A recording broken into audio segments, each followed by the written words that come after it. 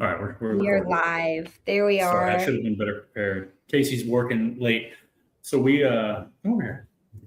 We were just eating dinner today. Girls wanted sushi, so they had sushi roll, What? and she, in the middle of dinner, her tooth just got like super loose, and she just ripped it out. So No. yeah. What is I the told her, going rate for the tooth fairy these days? oh, I got to take the hit here. So, tooth fairy, what we've noticed is the fresher the tooth, the more money it's worth. Ooh, yeah, So, that makes sense. sometimes they get like, what's the most you've gotten for a tooth? $20. Uh, that's all right. That's insane. That's But amazing. You what's must the brush your least teeth like gold. what's the least amount of money you've ever gotten? $1.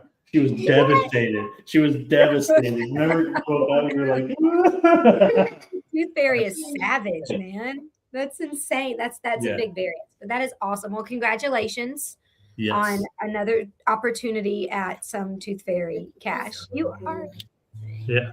Hey, set a timer on Echo for an hour and a half. When that goes off, you and Hope brush your teeth. All right. Can you hear me? Yeah, that stage of parenthood sounds amazing. It's It's it's like you're so telling good. them, "Go brush your teeth." Yeah. That's just I'm it's funny, I'm living for that, but I'm Mhm. also I was, like, crying in my kitchen yesterday because I'm gonna get there, right? Like, Mhm. I can't hold on, like, I love the stage that we're at, and, like, I took a video on my phone yesterday, like, Jake was standing in the nursery, it's where I'm at now, and he was just standing there, and he was just, like, rocking our youngest daughter, and she's 7 weeks, and I'm just like, when I'm 80 and on my deathbed, like, that's what I'm gonna remember, and that's what I'm gonna wanna go back to, Yeah. there's so much youth in the house, there's so much health in the house, there's so much joy and new discovery, and yeah, Mhm. parenthood's rough, right? Like, I mean, there's a lot of things about it that's rough, but, like, if I was given 24 hours to go back to at in stage of life, that would be it, you know? That's interesting. I think for a lot of moms, they really and some dads, probably maybe the majority of dads, I don't know, they really like the early stage, like when they're basically newborns. For me, I enjoy it more like I enjoy this age too because it's cool because they're pretty independent for the most part, but still little. I like the like 1 to 3 range because they still need you. They're still like they don't really do anything wrong. You know what I mean? No, yeah. Um, but they're able to communicate with you a little bit. They're somewhat self sufficient. So like um, I was the first year for both of the girls, and I know it has to be worse for like you and for like Casey and any other mom that's like probably like nursing and everything. But for me, for that first year, like, I just didn't sleep well. Like I would go to bed, but I was never like in a full. I don't think I was ever like fully asleep. No, When I yeah. was talking, I've talked to some other dudes that I knew like in my previous line of work who were getting ready to have kids, and I was like, man, for me, it felt a lot like when I was deployed, where I would go to sleep, but I would have a radio next to my ear on the very lowest volume setting. So if anything ever came across the radio, it would be loud enough to wake me up, you know? So um, I don't know. It was nice when they were actually, we didn't have to worry about like SIDS or anything like that. You know what I Yeah. mean? And I could actually get a good night's sleep. But No, that's so interesting that you say that. Like, I have so many different motherhood things that pop up on my Instagram, and it talks about how when a woman becomes pregnant or either after birth, like a certain part of their brain enlarges and never really goes back to normal, that almost puts them in the same state of sleep as someone who has been deployed and is mm, basically like they're constantly alert, they're constantly listening, they're never more than a few seconds of alertness, and a mm, lot of it has to do with nursing and safety, but it's just really interesting that that's what you compare it to. mm, And yeah, no, it's I don't know. This child is a lot better of a sleeper. Both of like, this one and our oldest daughter Anna, like they both were born early, exactly 36 weeks, like on the dot. But mm. Anna was so little. The doctor was like, "You're waking this child up every 2 hours to feed her, no matter what." And then this one, even though she was still a month early, she was my biggest. Yeah, like she was my biggest, and they're like, yeah, nope, she's good. You don't have to wake her up. And I'm like, what? Yes, yes, I do. And Jake's like, don't wake the baby. I'm like still setting alarms like at least every 4 hours. And I'm like, Yeah. yeah, no, I need to like lay eyes on her, you know. Mhm. So yeah, no, that's kind of where we're at. But no, the 1 to 3 stages, it's fun. We're there with my son, and we had a terrific 2.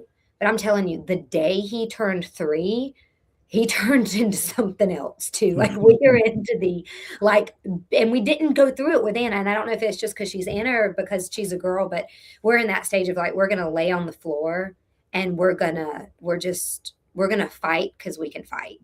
Yeah. Yeah, well, he cried for 45 minutes at 5 a.m. because he wanted fish sticks and we didn't have fish sticks. And he doesn't like fish sticks. And we just basically revisited that 3 different times before noon. And then I got him fish sticks and he got fish sticks. And then he cried because he didn't like the fish sticks. And I'm like, I told you, Yeah. like there's no logic right now. Mhm. Um, yeah, it's a lot. It is. It is. But yeah, but I definitely agree with you. I think when when we're all on our deathbed, that's definitely the type of stuff that will um, that I assume will be like at the forefront of our minds. Like um, my mom got me a book. I talked about this in my retirement speech, but she got me a book, or she didn't get it for me. She gave it to me several years ago. The title was something along the lines of like it all goes back in the box, and it opens up basically talking about like the game of Monopoly, where um, uh, basically the story is this kid is playing Monopoly with like his grandparents. Totally gets just beat by the grandparent, and it is really upset. And his grandma like tells him, this it's just a game. When it's all over, everything goes back in the box. Like No. this doesn't matter. So the whole point of the book is to talk about. It just talks about the things in life that do matter. Like your actual legacy, the stuff that you'll like the residue of your life that's left on other people after you're gone. You know what I mean? That's definitely been something that I've thought about for a long time. It actually came from our pastor in Pooler. He gave a sermon series on legacy. And there was something about that series that was like, for me, was just eye opening. And so I obviously don't make all the right choices all the time. But I try to be very aware when it's with other people, like with you or coworkers or other friends. I think about, my reputation with those people, because I think your reputation is really important, and it's just an interesting tool that you can use. But specifically with like family and like my girls, like legacy is the biggest thing, and we'll talk about childhood and stuff like that. It'll be interesting to hear Yeah. how your childhood and stuff was, and maybe some things you learned along the way that maybe you had either carried over into your role now as a mom, or things that you saw that you're like, you know what, that's not the route that I'm going to that's not something I'm going to carry over into my kids. But first of all, thank you for doing this. I don't know how much time you Yeah. have. I don't know how much time you have, but I off to the right hand side of your screen, there should be like a comment section that should be, there's like a private chat. If there's a private chat, send me like a message like, we're hey, done. Yeah. we're done. So we can kind of cut it off. But I'm on your timeline unless something weird pops off with the girls. Yeah. but You never but know. yeah, thank you for doing this. Yeah. Thanks for asking me So back. so with this whole like, it's weird. I don't even know if I want to call them podcasts. It's more just like conversations with people. Because I feel like with podcasts, there's like there needs to be some level of production quality. There's no here. You know what I mean? This is fun Um, though. but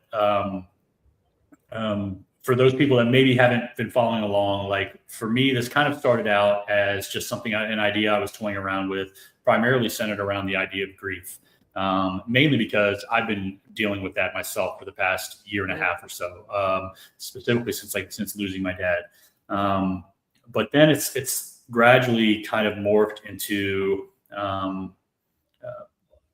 I have been blessed with knowing so many really awesome people throughout my life, primarily, also as in my adult life. And I think it would be selfish for me to kind of keep those people just to myself and not let other people get a chance to see the people that I think are awesome.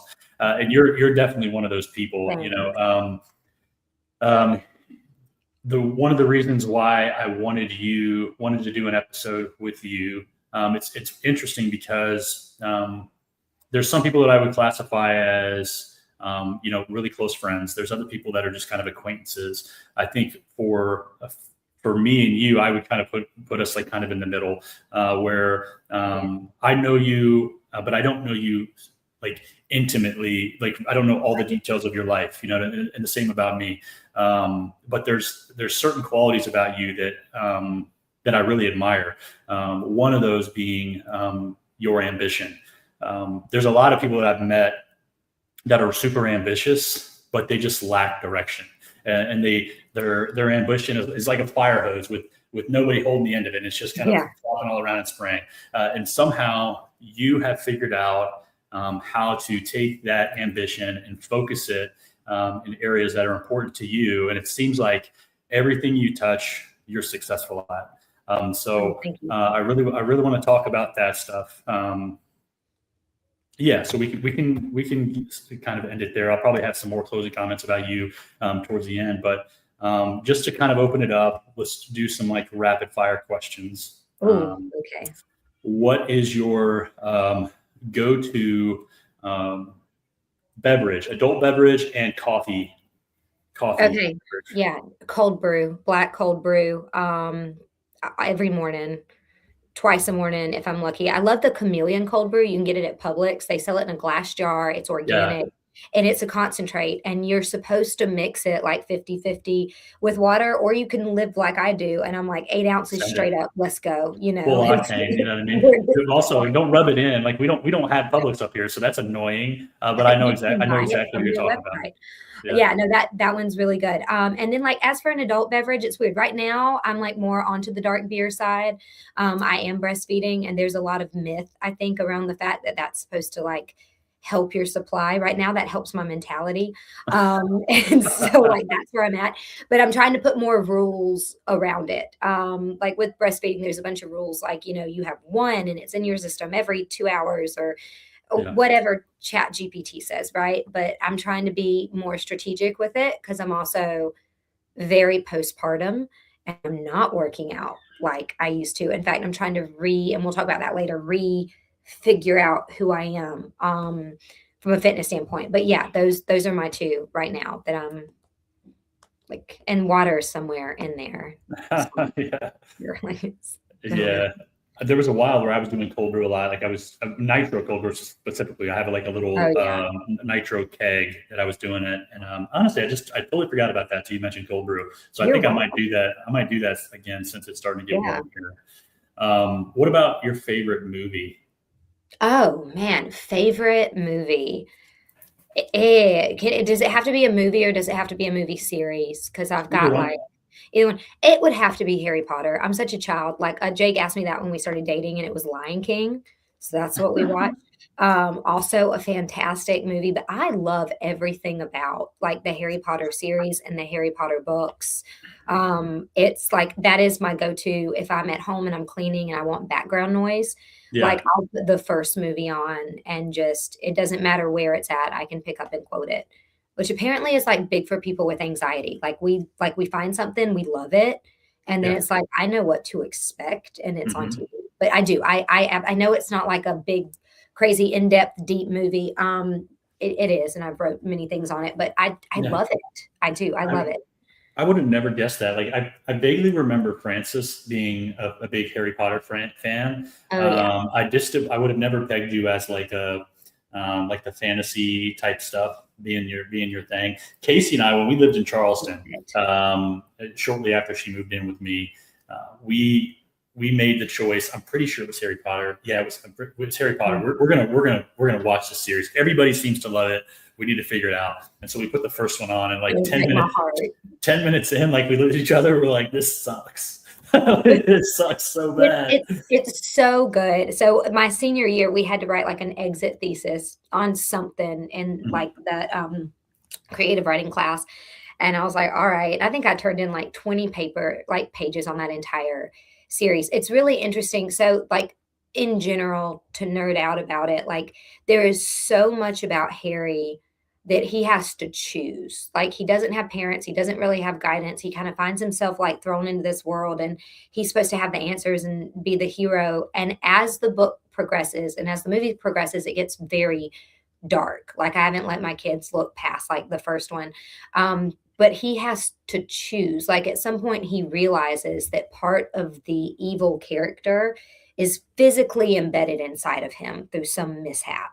And he can go either way. Like he has a Mhm. choice to make.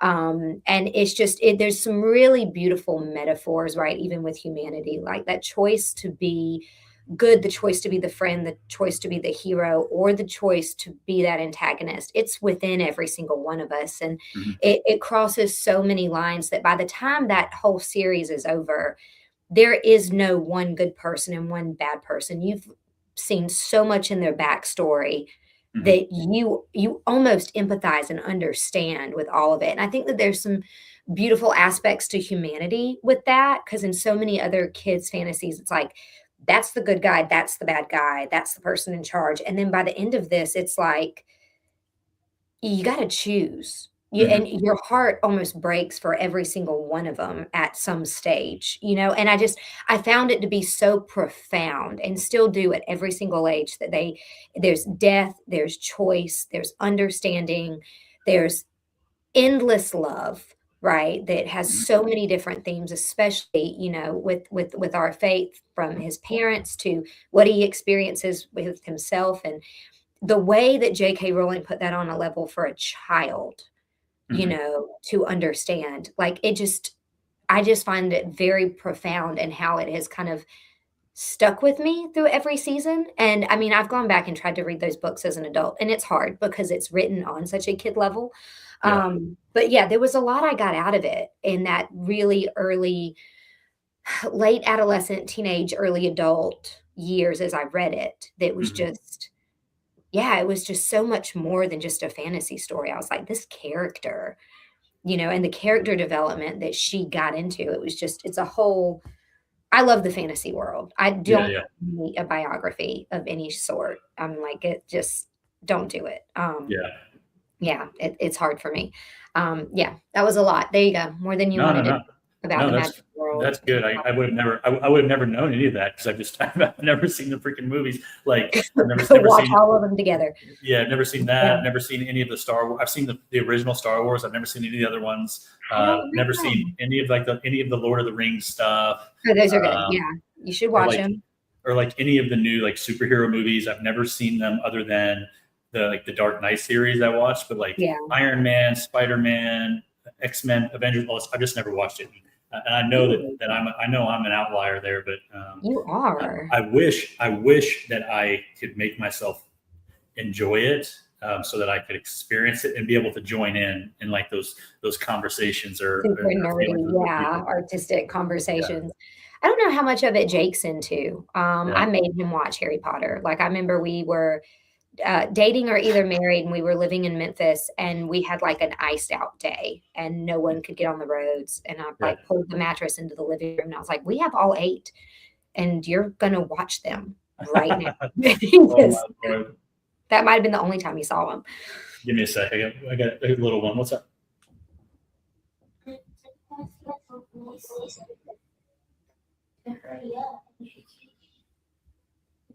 Yeah,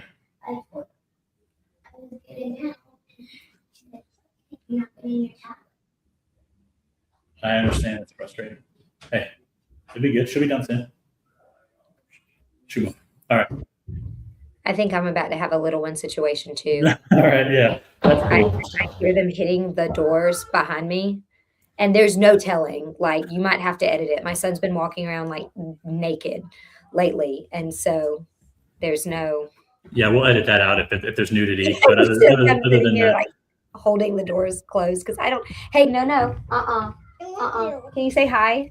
Hi. hey. Whoa, Blondie, hold on. Hold on. Okay, come here. Cranberry water, and then you need to go get daddy. Okay? Go close the door and go get daddy. Got me? How did you get in? I locked the door. I don't know how they get in. Okay, 2 seconds. Let me get these Okay, guys. no problem. Out. Oh, no. I'm Come on. not gonna do I it. What know. is Go ahead, because it's me and my niece that you're supposed to be here for. Come on. Jake, Terry, y'all, come on.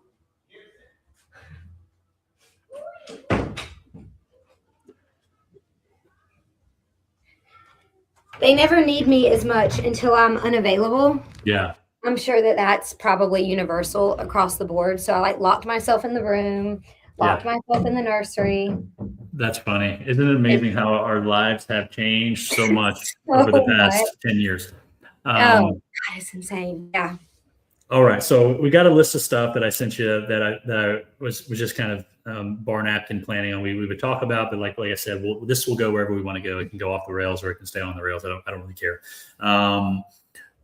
But I'd like to start out with just you talking a little bit about your childhood, like where you grew up, if what you remember of yourself as a child, struggles, things that you enjoyed doing, things like that. Yeah, absolutely. So, I grew up maybe maybe 400 meters to my right. We settled right next to my parents in the long run, which has been like the greatest flex in parenthood. Like you want to nail parenthood, go live next to the grandparents. It's been super helpful. We live in the sticks for people that don't know. Like we truly live in the sticks. Family's got about 100 acres back here. Like we're in the middle of nowhere. We're like smack dab in the middle between like where Georgia Southern is and like Savannah. Like we're right there. So growing up out here, it's so funny because I had two parents that were very, very, very, very family focused. Like that was always one of their goals, was to have a family and be about a family. And I was that family. Me and my brother were.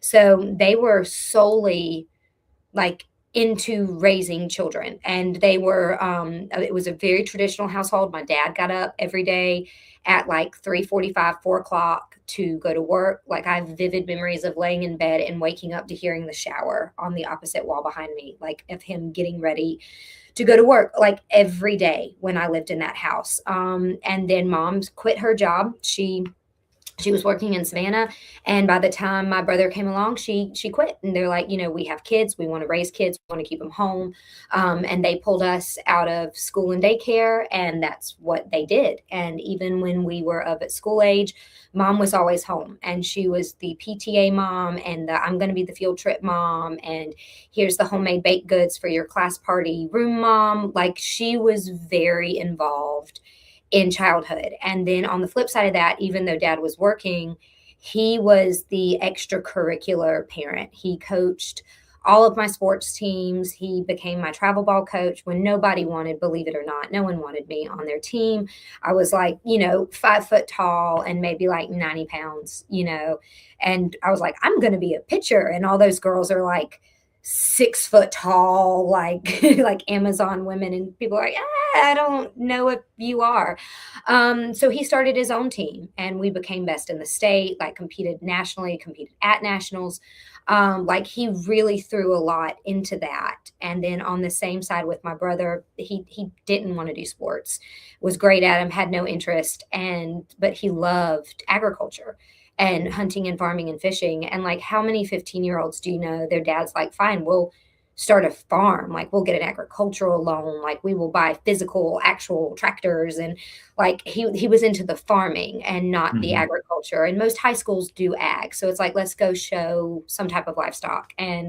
But he poured all of his extra time into the things that made us extra. And so that was a huge takeaway with growing up with them, is we had very, very involved, very supportive parents. And with that, I felt like, especially for me, because I was the A student, I want to achieve, I want to do those things. And a lot of it did not come from a love of wanting to do that, but so much is like, I was the nerdy kid. Like you just heard me break down Harry Potter. Like I was a nerdy kid.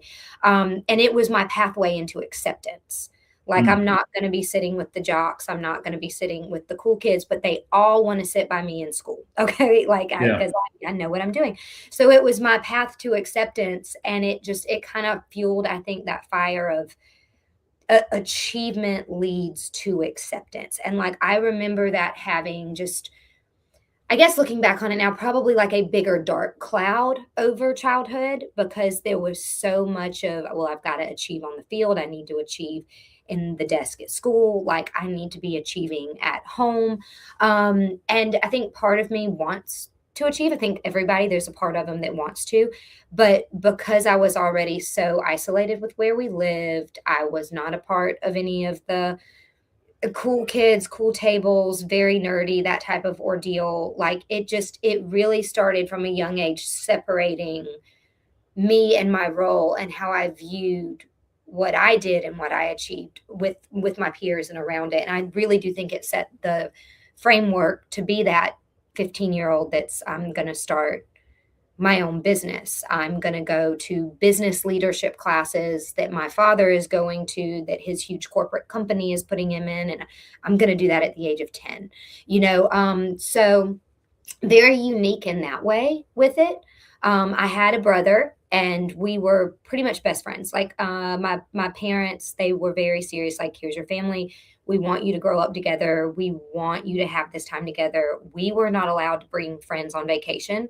Like that was family time. We were not Yeah. allowed to ride to ball games with other people. Like that was family time. Like it didn't matter if it was 30 minutes away or 4 hours away. Like you were sitting here and you're going to suffer through whatever music your parents are listening to. Cause I was like pre-iPod days for a lot of it. Yeah. But yeah, so we like really grew up close. We were only about 3 years apart, which was a good age, right? Like you look at your own kids, like we were close enough to be really good friends through childhood and then far enough apart in age that as those different interests started to develop, it was solid. So yeah, so that's a little bit about me, a little bit my childhood. If I left anything out, like let me know. No, like so I've met both your parents. I vaguely remember your mom, but I got a chance to meet your dad a little bit more like last year Yeah. and stuff like that. And I would say he he he's definitely a high achiever. He did really well in his time at Gulfstream, like in his role now. Like he's just somebody that seems to do well wherever he goes. But he kind of is the typical like southern dude. The way that he talks, the way that he dresses, like everything about him is just kind of like it fits. It makes sense. Yeah. That's interesting hearing you talk about that though, because as I got to know him, last year, I got the impression from him is that he always seemed, now maybe not so much because he did talk a lot about the grandkids and everything like that, and being able to have some flexibility with his time. I just would have imagined that him during that time, during your childhood, he would have been so immersed in work that he may just not have been able to be around. But it sounds like he found a way to make it all work. He was he didn't have to sacrifice his success in work in order to be a good dad, or the other way around. So that's really cool. I wonder how much. So you said your mom. So how old were you when your mom stayed home? I would have had to have been 4, maybe 5 years old because I was still at daycare. Peyton was already born and he just was sick all the time. Like he was that kid that when you put him in daycare, like he was going to catch something just to turn around and catch it again. Like, you know how that is. And it just, and at one point I think their pediatrician was like, can you pull him out for 6 weeks? Can you just give this kid's immune system a chance to catch up? And I think that was kind of around the time that they had been thinking about it and they had been praying about it. And that was one thing she emphasizes all the time. Like when I got ready to step out of my roles with my businesses, she's like, we prayed about it a lot. And I think that was one of the catalysts that was like, yeah, let's just keep them home. And so I had to have been Anna's age. I had to have been 4 or 5. Yeah. Like that had to have been it. So even though your mom was at home, Would you say that you kind of always naturally gravitated towards spending time with your dad? Would you say you're more of a daddy's girl than the other way?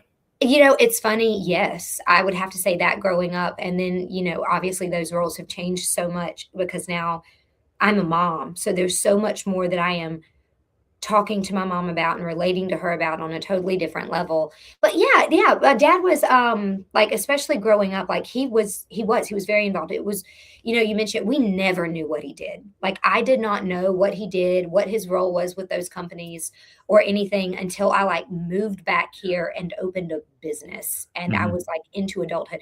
Daddy built planes. That's what he did. That's what we knew. And then daddy Hmm. would come home and he would just, I mean, borderline shut the phone off, like even back when there was like pagers, like it was his home time and his work time. And he just always knew how to shut that door when he Hmm. walked through ours, and it was always amazing. I never remember him bringing the stress of any of that Yeah. home. And so when he was home, he was about the kids. Like it was playing in the floor with dad when we were younger. It was outside throwing the ball around and pitching lessons. It was, checking and getting things ready for the deer stands when that season came. And I think part of it too is he loves those things. Like he loves sports, he loves being outdoors, he loves being an outdoorsman, and his kids shared those interests as well. So I think it was also really easy for when he did come home, and I say easy, right? I'm sure he was stressed and bombarded in projects and promotions and things of that nature, but he just never, when he was home, he was present. And that is something as a parent, I wish I was a lot better with. Um, Yeah. we're working on that hardcore.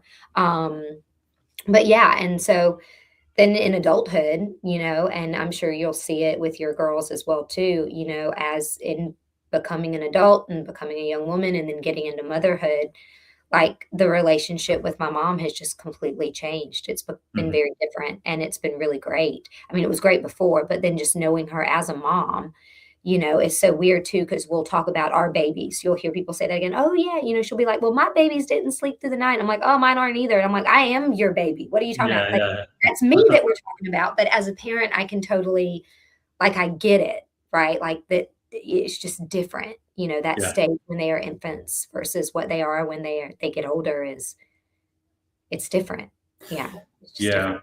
Yeah. I've definitely tried to adopt some of the things you were talking about with your dad into like into what I do here. And it wasn't anything that I actually like um, that I intentionally like witnessed like my parents do and like was like, oh, I need to do that. It was just something I've tried to like rationalize in my mind, like little stuff. Like I try not to bring work home either. Now the stress of work may be a different thing. Like my job now is not nearly as stressful.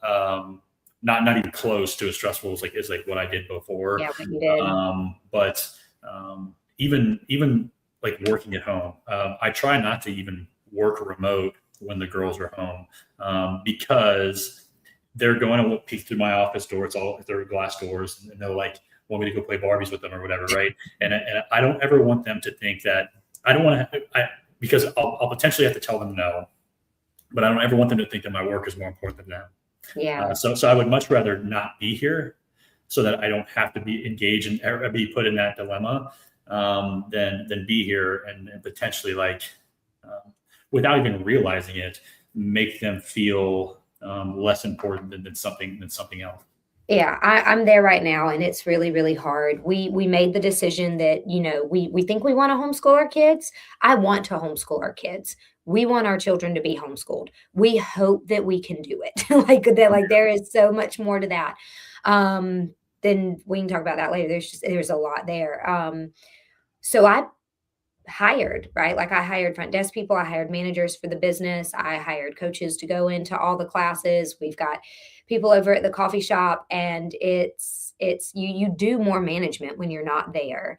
And I have had to bring that stuff home. I have had to sit up there and send the emails and have the phone calls and do the interviews, and I've had to do that, and I've had to sit there and look at my children in one minute, like go to the other room, stop screaming, and I hate it. Yeah. I hate it. Like I'm getting up at 3 or 4 in the morning right now One, so that I can have like a little bit of me time, like my working out, my prayer, my quiet time, and like maybe get in the sauna and send emails. Like sit down and do the marketing and hop on there and see what's on the docket. Cause I hate that so much of what I'm doing at the house is not what I want to be doing. It's not what I feel called to be doing.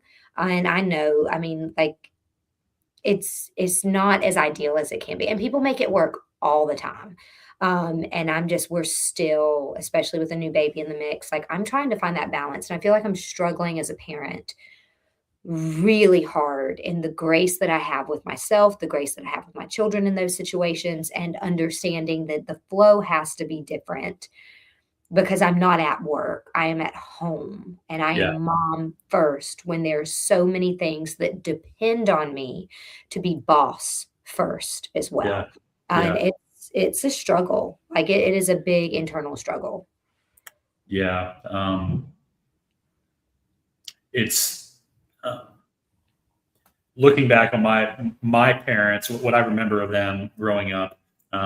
They were great. You know what I mean? There were definitely aspects of like specifically like probably my dad. I really looking back, and I'm not just saying this because my mom is still here, but like looking back at things that my You mom, were a great mom. the way that my mom was when I was a kid, I can't think really of anything that sticks out as like now as an adult. I can look it back and be like, man, like you really messed that one up. You know, she was just always like this. She was always safe, for a safe space for me. But there were definitely aspects of my dad things about him that I loved. But there were definitely a lot of things about him that I learned from, but not good things, but bad things that I learned that I knew that I didn't want to do. But and I caught myself saying this in a conversation with one of my friends from Oklahoma when she called me once, just kind of upset about her parents. And I was like, you don't know this yet because you're not a parent, but it's so hard to get it right all the time. But it's so easy with one mistake to mess it all up. Yeah. And so, like, you've got to be patient with your parents, you know what I mean, and understand that like they they most likely did not do this or make these choices intentionally to upset you or hurt you. They're just doing the best with what they're doing the best they can with the information that they have. But like it's probably good for you to tell your parents like, hey, this happened and I didn't like it. It's gonna be an awkward conversation, but the more you get used to having like Oh, those honest it conversations is. with your parents, the less awkward it becomes, the more often you have those conversations. And that's in, child parent relationships. That's definitely like spouse relationships. And I think honestly, the spouse relationship potential for some, it may be even more difficult, more awkward, to have, honest conversations. But like at work, there's no point in putting off awkward conversations or just get down to it, but understand that they probably didn't make the mistake or do that thing intentionally. But it's your job to at least let somebody know, like, hey, you didn't do that right. But yeah, that's my stress right now is honestly, I stress about, am I going to do something or say something to my girls today that's going to impact them 20 years from now? You know what I mean? And I know that maybe I'm overthinking this, but I don't. But I don't. But I don't think that I am. Specifically with girls and their dad. There's dads have to be very very careful with things that they say, how they say it, and being quick to apologize. I apologize to my girls so many times. All the time. I should probably apologize to my wife more than I do. But with my girls, I'm very even yesterday, like we were sitting down at dinner with Hope, and she's at this stage now where like everything takes her an hour to do. A shower will take her 40 minutes, right? She's got a body that's like half my size, and it takes her 40 minutes to wash. And like we were sitting down, we were getting ready for dinner. I was like, like just so you know, like when I'm like on you to like go faster, like you're not in trouble, and I don't ever want you to think that you're in trouble. You just you think differently, you do things a little bit differently, and really it just comes down to we want to spend time with you. So when you're doing these things and it takes forever, I'm not upset at you. I'm upset at the fact that like I just get less time with you. You know what I mean? So like it's tough. It's tough. It's specifically for me. I wonder how I would be with it if I had a son. Um, I you would be probably a better person to bounce this off of. Like how different. Well, your son is still really small, so He's 3. but like just being a little boy myself at one point and a teenage boy at one point, just based off of my experience, there has to be a difference in how you parent a daughter than you do a son. A Um, 100%, and we're not fully there yet.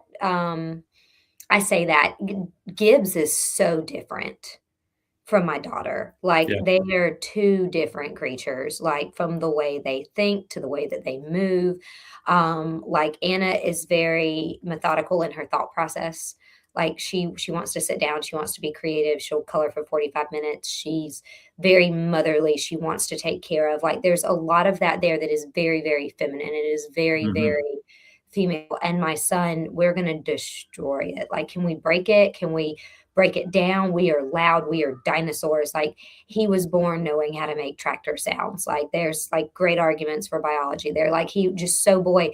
And like today, he took his entire bike apart. Like, he's 3 and he found the tools and he dismantled his entire bike because he's trying to figure out how it works. And then, from a parenting standpoint too, like, Jake is incredibly intentional with the differences and how he treats our kids. And in some ways, exactly the same. Like, we are very quick to apologize to our children. We are very quick to recognize their emotions and the things that they are struggling with.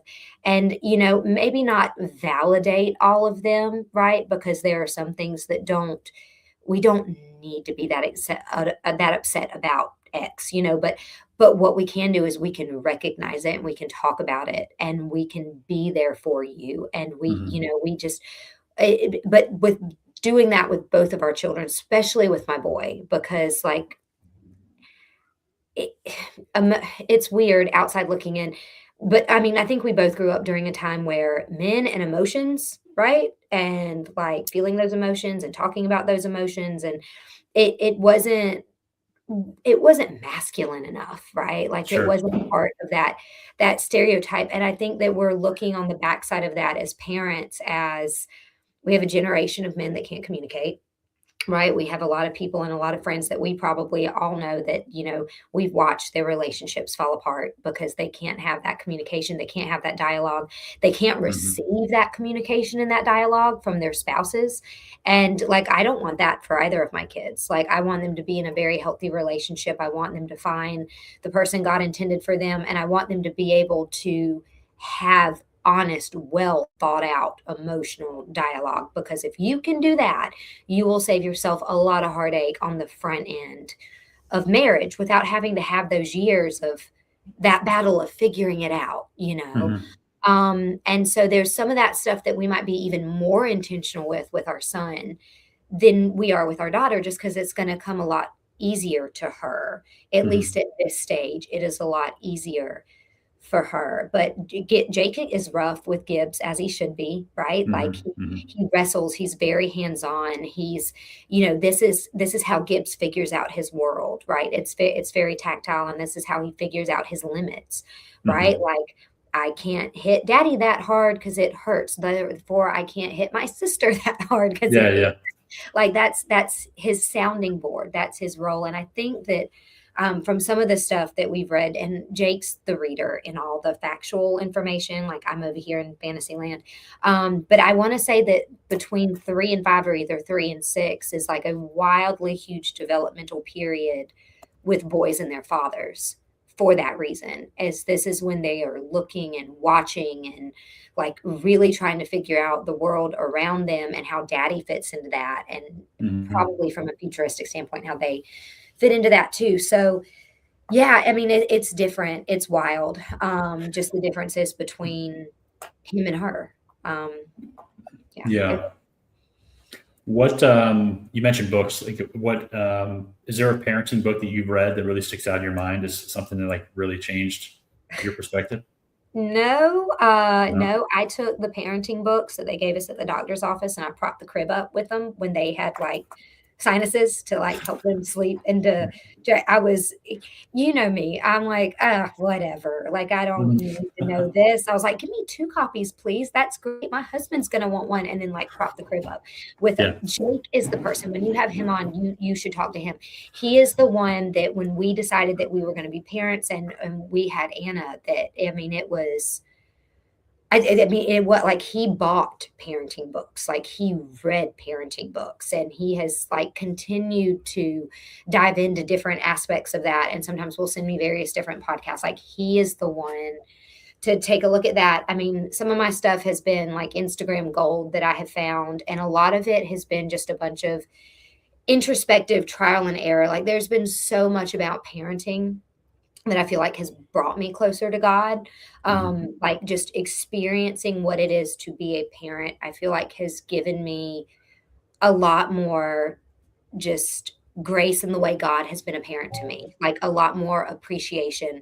I wrote a little piece. It wasn't a full article, but about, respecting my nose and how it took me so long in life to respect my nose because I'm the person that wants to kick the door down. I want to achieve, I want to build the shopping center, I want to have and to do, and all the doors that have been closed in my face and all the no's that I've had, and it all came crashing down when one day my son is having just a nervous breakdown, crying in the floor, squalling. He doesn't understand why I haven't given him the kitchen knife that's about this long. It's like, and he doesn't understand why he can't have it. Mhm. And it's in those moments where I'm like, there's been so many things that I don't understand why it didn't work out. I don't understand why this was a no. I don't understand why, but there's someone on the back end of that that's protecting me.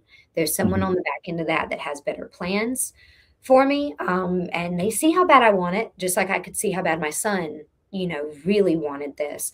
And there's just been so many moments like that that, Mhm. it's it has helped me adjust my parenting because it's like, if I have a God that loves and forgives me and has been so patient with me, you Mhm. know I need to be that patient with my children. I need to strive for that, and there's just been so much more reflection, and I feel like in this season of my life, like, where I say, like, I am being called to be like, at home with my children, which has not been easy for me, but, like, there's been so many moments like that where I think I'm also being called to sit closer to my father and to listen and to stop moving and to stop trying to be in charge, and it's been great, but there has been a lot more of that recently with, like, in parenting.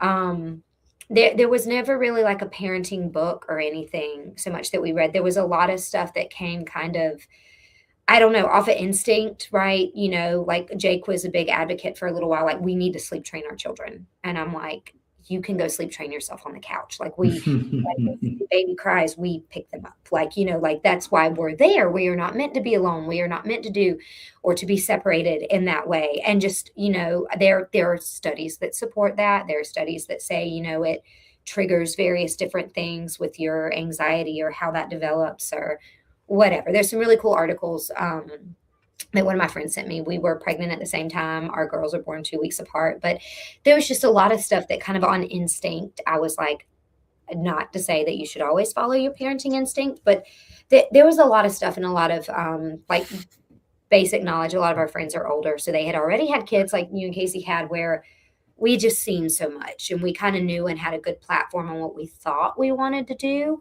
and Yeah. what we did. And there was a lot that I went into with absolutely no game plan. And I think that was the Mhm. best thing I could have ever done. Um, What are like one or two traits that you feel like you possess that have helped you be a good mom? oh, I am incredibly, incredibly stubborn and very overly protective. Like, I believe I know what's best for my kids, Nick. I don't know if you know this as a parent. We can laugh. We can laugh. Yeah. Um, I am my kid's biggest advocate. And my children, and in having my children, I found a voice in me. And probably you'll hear Casey say it, and a lot of moms will say it, but that mama bear, right? Like, I did not hesitate to find my voice when I needed to be their voice. And that is at least one trait that I feel has been very incredibly beneficial, whether it was down to making medical decisions for my kids, school decisions for my kids, like classroom decision, things like that. I never hesitated. And maybe it was because I had been in such a position in my life to lead and make decisions.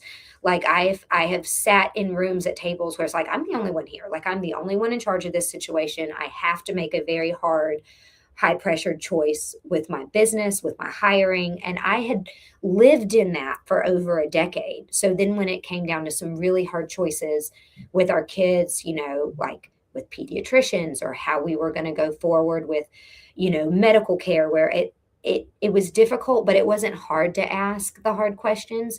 And it wasn't hard to get up and walk out of those rooms either and be like, Mhm. you know what? Something inside of me says this is not good for our household. This is not good for my kids, or I don't feel like this is going to be. And so, right, wrong, or indifferent, I'll stick to my guns on something, and I'll pick a hill to die on. And I mean, if you're going to talk me down off that hill, especially if it's about my kids, like, you better come prepared with an Yeah. argument, and it better be sound.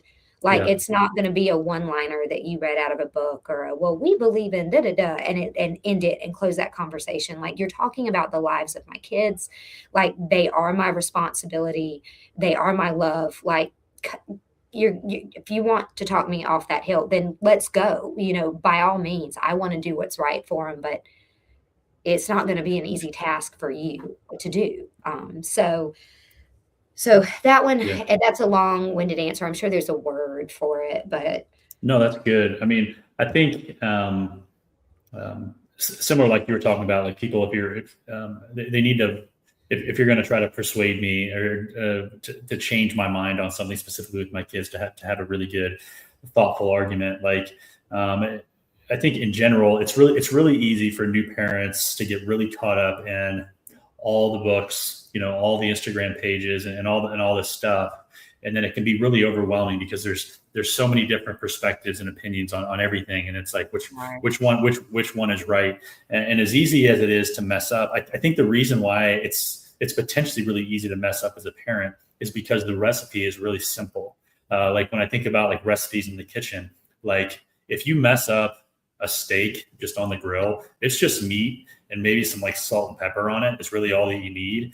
You can't hide the mistake. Where Yeah. if it's something that's got a lot more stuff in it, like a soup or a sauce, if you put too much seasoning in, you can always fix it up. You know what I mean? And I think that's one of the reasons why it's so easy potentially to mess it up, because really the recipe is simple. Like I've said for a long time, like, kids really need just three things. They need protection, they need direction, and they need affection.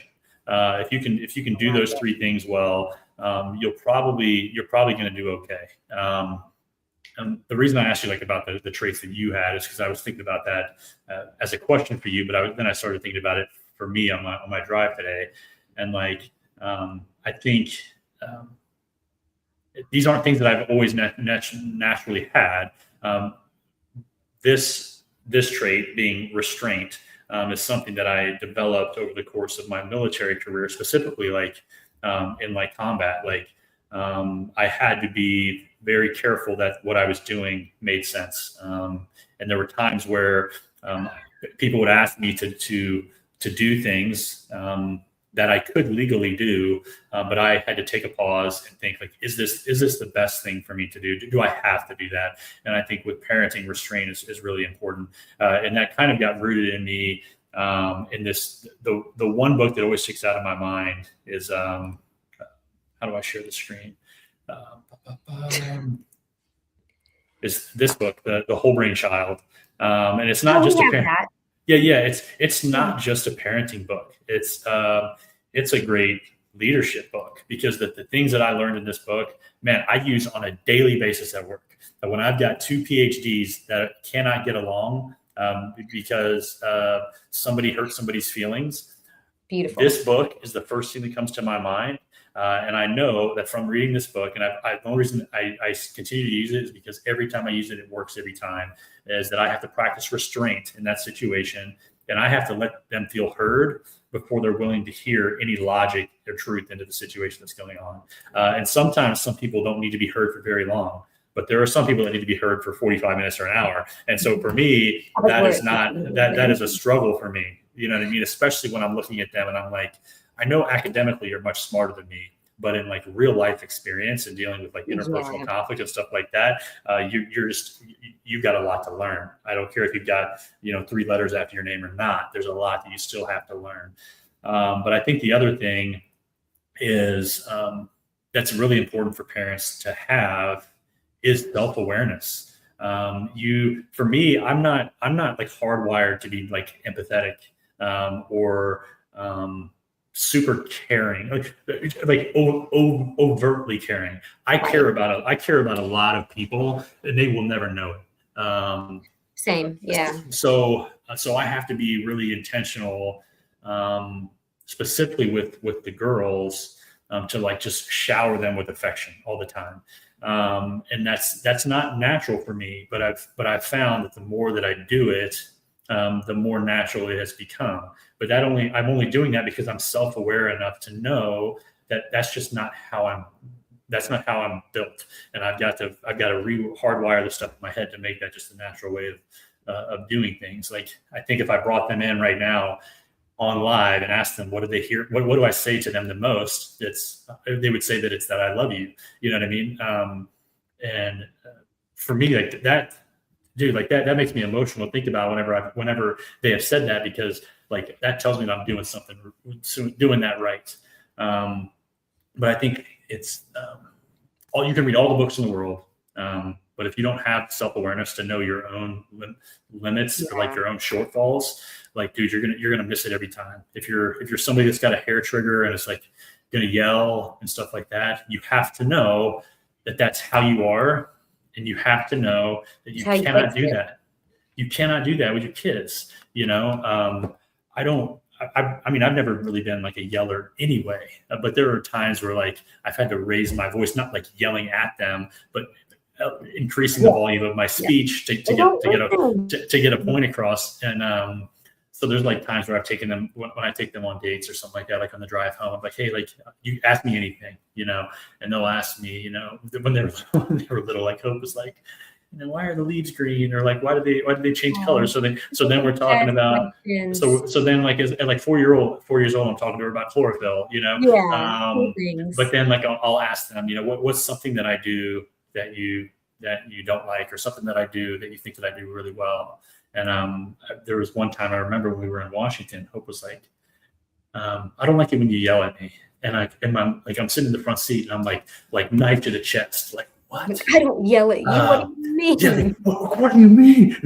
But I was like, yell at you? Like, what do you mean? She's like, yeah, like when I'm up, we had our house in Washington had two floors. When I'm upstairs in the playroom and I'm supposed to be in bed, and you yell at me to go in bed, I was like, do you think that I'm yelling at you, or do you think that I'm yelling for you to hear me? She's like, I don't know. I was like, well, I'm telling you that I'm not yelling at you because I'm angry. Yeah. I'm yelling because I'm down in the living room and you're all the way upstairs, and I need you to hear me. But yeah, I think those things are really really important. I mean, you can be just a naturally angry person, I guess. But if you know that, and you may not get it right all the time, but there may be moments that you do realize that, hey, I've got to change this in this moment. Like that's what really, really matters. Yeah, it's been cool to see you guys as parents, because it seems like when it became a reality for you guys, like you went all in. Like, are you going to have more? Yeah. Right now? Oh, I don't know. I don't know, and that's a terrible answer for someone that said we were done. We had we had Anna, and then Jake was like, I probably could be fine with just one. It's this, you have your first child and you're like, how could I love anything more 100%. than this? Like this Yeah. is it. This is love. This is what it is. And, and then you have your second, and your heart grows, you make room, like it becomes something different. And then you get to see your oldest, right, your child become a sibling. And there's so much love in watching that journey too. And I said, I was like, I want a third. And this was like a year and a half ago. And it was a hard shutdown. Like Jake was like, I just two, we're good. That's it. And then he came home No rep. last No rep. year. He was like, we're done. And he came home last year and he was just giddy. Like Nick, I don't know if like he had like a revelation on the way home or what it was, but he came home and he was downright giddy. And he looked at Anna and he goes, do you want a little brother or do you want another little sister? And I'm like, with who? Like, I just like we haven't talked about this. Like, what are you talking about? And I just was like, we closed that door, and clearly God opened that back up, and it was like this best thing, one of the best things we've ever done. But I don't know. I think we said we were done with 3, but we've said that before. There's a lot of decisions on that. The delivery with this last one was, with all of them, it was challenging, more so than typical delivery is. But Ava was born, like she was born not breathing. And like the medical team that was in there was amazing because it was a very short-lived experience, right? Like she's fine. She's 100% great. Life is good. We're great. But like you're sitting there and you expect them to hand you a child, right? And you look up, no one's handing you a child. They're handing your baby off to somebody else because, and your doctor is saying like, I'm sorry, she needs to go over here, and it's like, you're trying to register. And it was like the longest, I don't even know if it was for a full minute. I couldn't tell you what time was doing, but you just sit there and you don't think you can sit up. You don't think you can move, and you do. And you just sit there and you just listen. And I'm telling you, I know that there's a lot of noise in those rooms. You've been in those rooms, like everything makes noise. Everything was silent. Like the only thing my body was trying to hear or trained to hear was that cry of my child. And I really think that we walked out of that room after that experience, like, I think we're done. And and then you get home and you have them for a few weeks and you're like, this is the best thing in the world, and they're sleeping really good because they haven't got into any weird sleep jumps or anything. And it's like, we could have 8 more, and so, I don't know. I think with parenting and even with kids and things like that, like I'm pretty big on that. We don't have a plan for that, and we're going to see where it goes, because if you have a plan, and sometimes that sets yourself up for disappointment in having those plans. Well, I said we were done, or I thought we were only going to do this, or that's going to be one of those things. For right now, we are so happy with loving and nurturing the family that God has given us. And if that door opens up, if that conversation becomes a serious one in the next year to a year and a half, then we'll pray on it and explore it. Jake comes from a very big family. And so, yeah, who knows? Yeah, when you were saying that really reminded me, Casey. When you hear this, make sure that we talk about this tonight. Whenever you watch this episode, if I forget to talk to you about this tonight, as a message for Casey in the future Casey. I am 99.9% sure, and honestly, I forgot about it until you just now mentioned it. I think something's very similar happened with Kennedy, and I don't even know if I ever talked to. I don't know if Casey realized it or if I even mentioned anything to her, but I remember. So Casey had a C-section for both.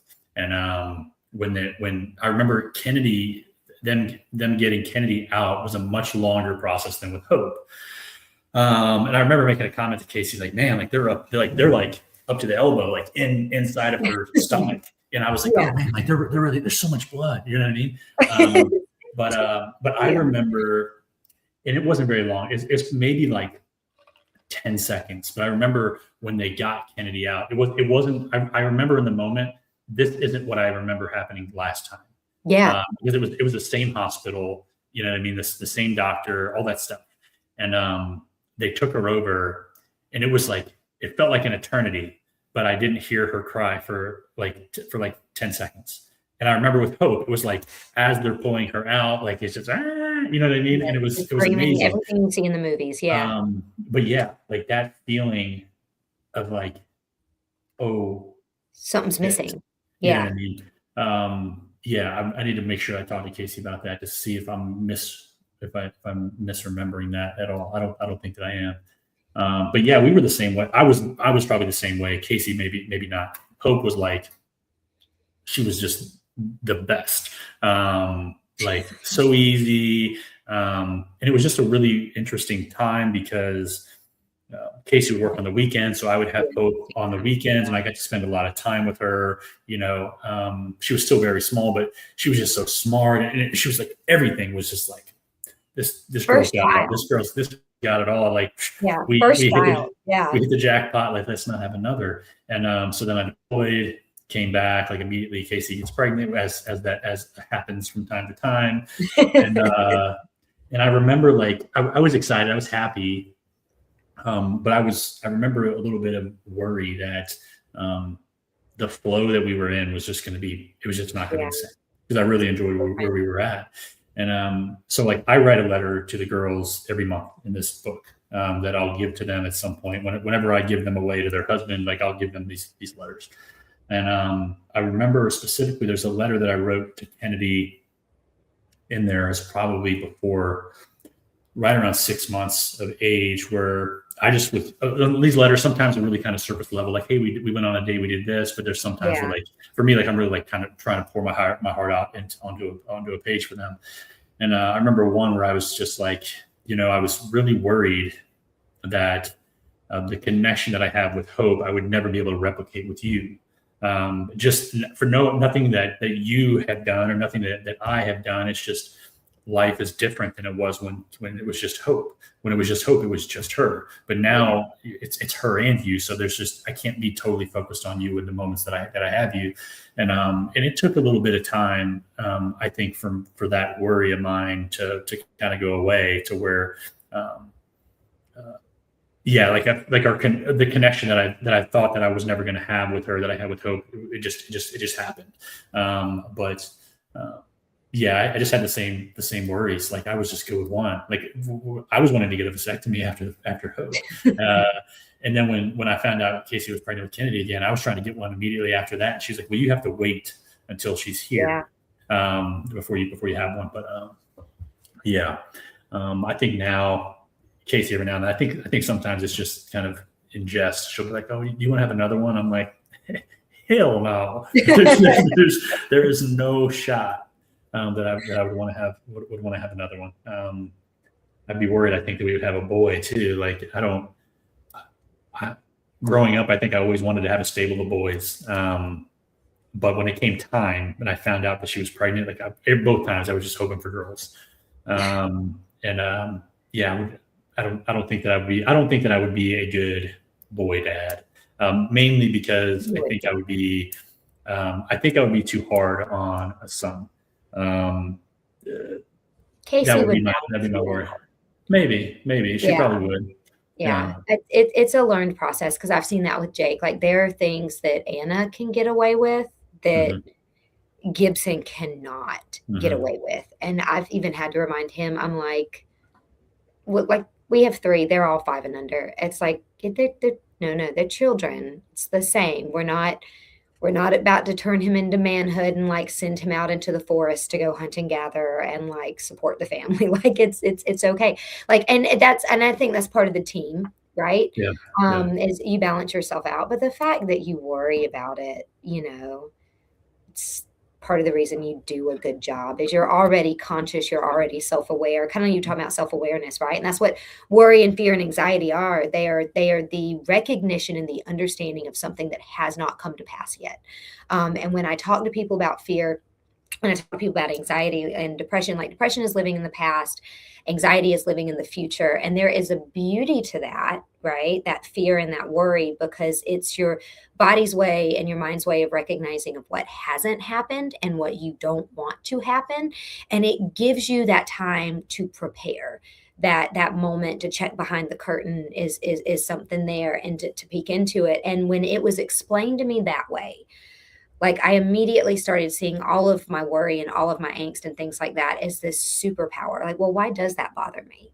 What is it that I am trying to prepare for? What is it that I want to be better at or good at, or do I want to avoid and have a plan for? Um, and it's one of those great things, people like, I'm worried or I'm fearful. I'm like, man, that's your opportunity to be prepared and to be introspective and to learn something about yourself and your heart that maybe you're not fully aware of yet. Mhm. And as a parent, that's been big too, because there's so much worry and there is so much fear in being a parent, especially in today's world. And it is an opportunity.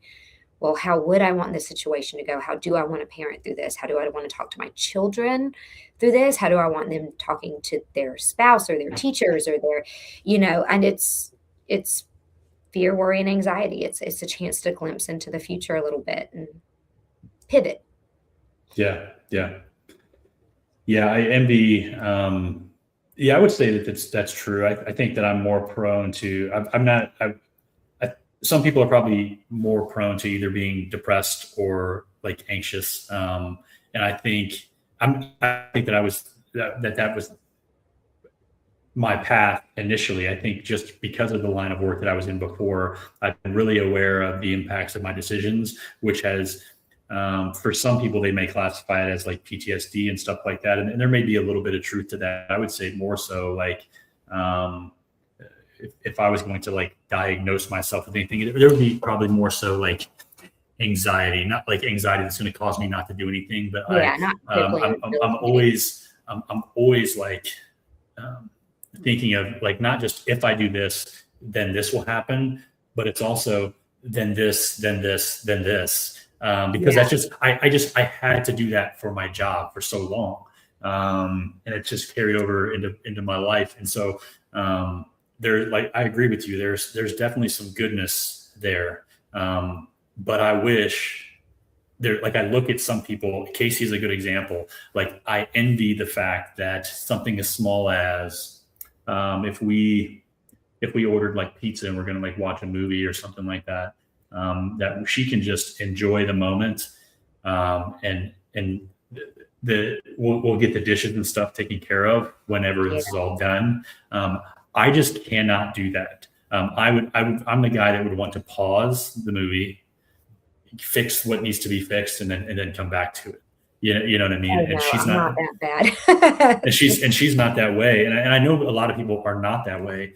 And that's a trait that sometimes it drives me crazy. But there are times where like I do envy being able to just like get forget about what needs to be done, Yeah. or what could happen if you don't do this, and just focus on the here and now. And that's probably something I'm probably, I continue to work on. I'll probably never quite get there, but again, I'm self-aware enough to know that that's something I No. need to work on. Man, we talked about a lot of parenting stuff there. So we talked about your childhood. We talked We about did. you parenting kids through childhood and stuff like that. Let's talk about you and Jake, Yeah. meeting. Yeah. What's the story? How did you guys link up? I vaguely remember the story, but tell us about it. He was my CrossFit trainer. Oh, hell no. Yeah, we are one of those stories, like we were one of those stories. So he had moved down here to Ruster, I Georgia. barely know her. Yeah, I just getting the t-shirt, there you go. And he was coaching at one of the gyms, and like the gym had just opened. Like, we didn't even know what CrossFit was. Like, if someone had come down here and they had opened a CrossFit gym, and it's like, what? And I was so lost. I was done with being a college athlete. That part of my life was behind me. I knew it was something I was not returning to, but I had been on a team my whole life, and I was just kind of floundering, right? I'm like, I don't know what to do. And my mom was the one that actually recommended it. She's like, there's some new gym and they like flip tires and something, like, you should go try it. And for my mom to give any kind of like self-help advice in that direction, like, I know things were bad, right? Like Yeah. it had to have not been great. And so I walked in, and Nick, I saw him, and like the heavens parted and angels came down, and like, but like I do vividly remember the first time I ever saw Jake. I like walked in for an intro. It was the last class of the day. My intro was with the owner that was there. And like Jake was in these like white shorts and like this electric blue, like the color blue I painted the gym. Like that's how obsessed I am with that color, right? And he was in it. And it was just, and all I could see was the back of his bald head. And he's like writing on the whiteboard. And he didn't say a thing to me in that class. Like I come in, I'm the only person there. I go through and I do the intro with the owners. It's super basic, right? Like a minute of rowing and a minute of sit up and a minute of push ups, like typical. And then I'm like, okay, this is the student rate. I'm going to come in and sign up tomorrow. I leave. That's him. Yeah, that's him. And that's you and your comment over there. That's amazing. I didn't realize that was there. That's you. And I leave and I get out and I get in the vehicle to leave. And I'm just like, this jerk didn't say anything to me. I am the only person in there. I am the client. Like, I'm going to drop $100 a month. Back when CrossFit was like single digits, double digits to join. I'm going to drop $100 a month and I'm going to be, and he didn't say anything to me. So I turn around and I go back in and I'm a little aggravated. And I'm like, hi, my name's Sonny, and you're going to be training me. And he extended his hand and he introduced himself to me. And I'm not kidding you, I forgot his name by the time I walked out the door. Like I just completely forgot. Walked in the next day. He was standing at the door and I was like, I need to talk to somebody about nutrition. And you know how Jake is when he knows something. And he's like, I know a thing or two. I'll talk to you afterwards.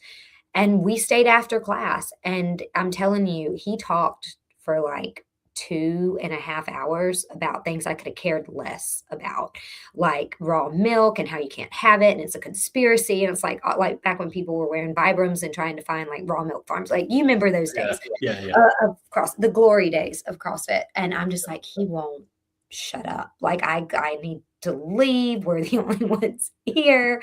And so we set up a time to go shopping. Like we exchanged emails.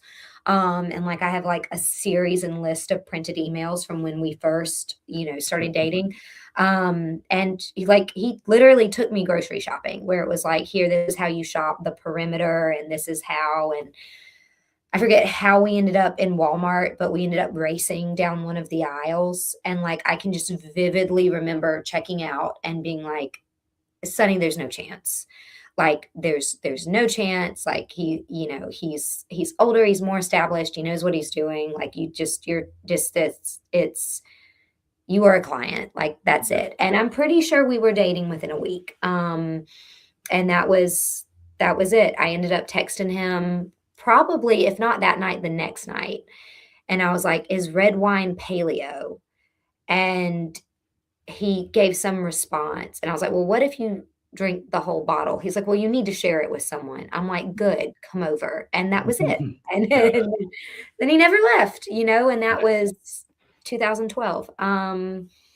Yeah, so that's how we met. And it was, it was always just, I met Jake and it was Jake and it was, and that was it. And so, that's how we met. Yeah. Mm-hmm. Yeah, he's you guys are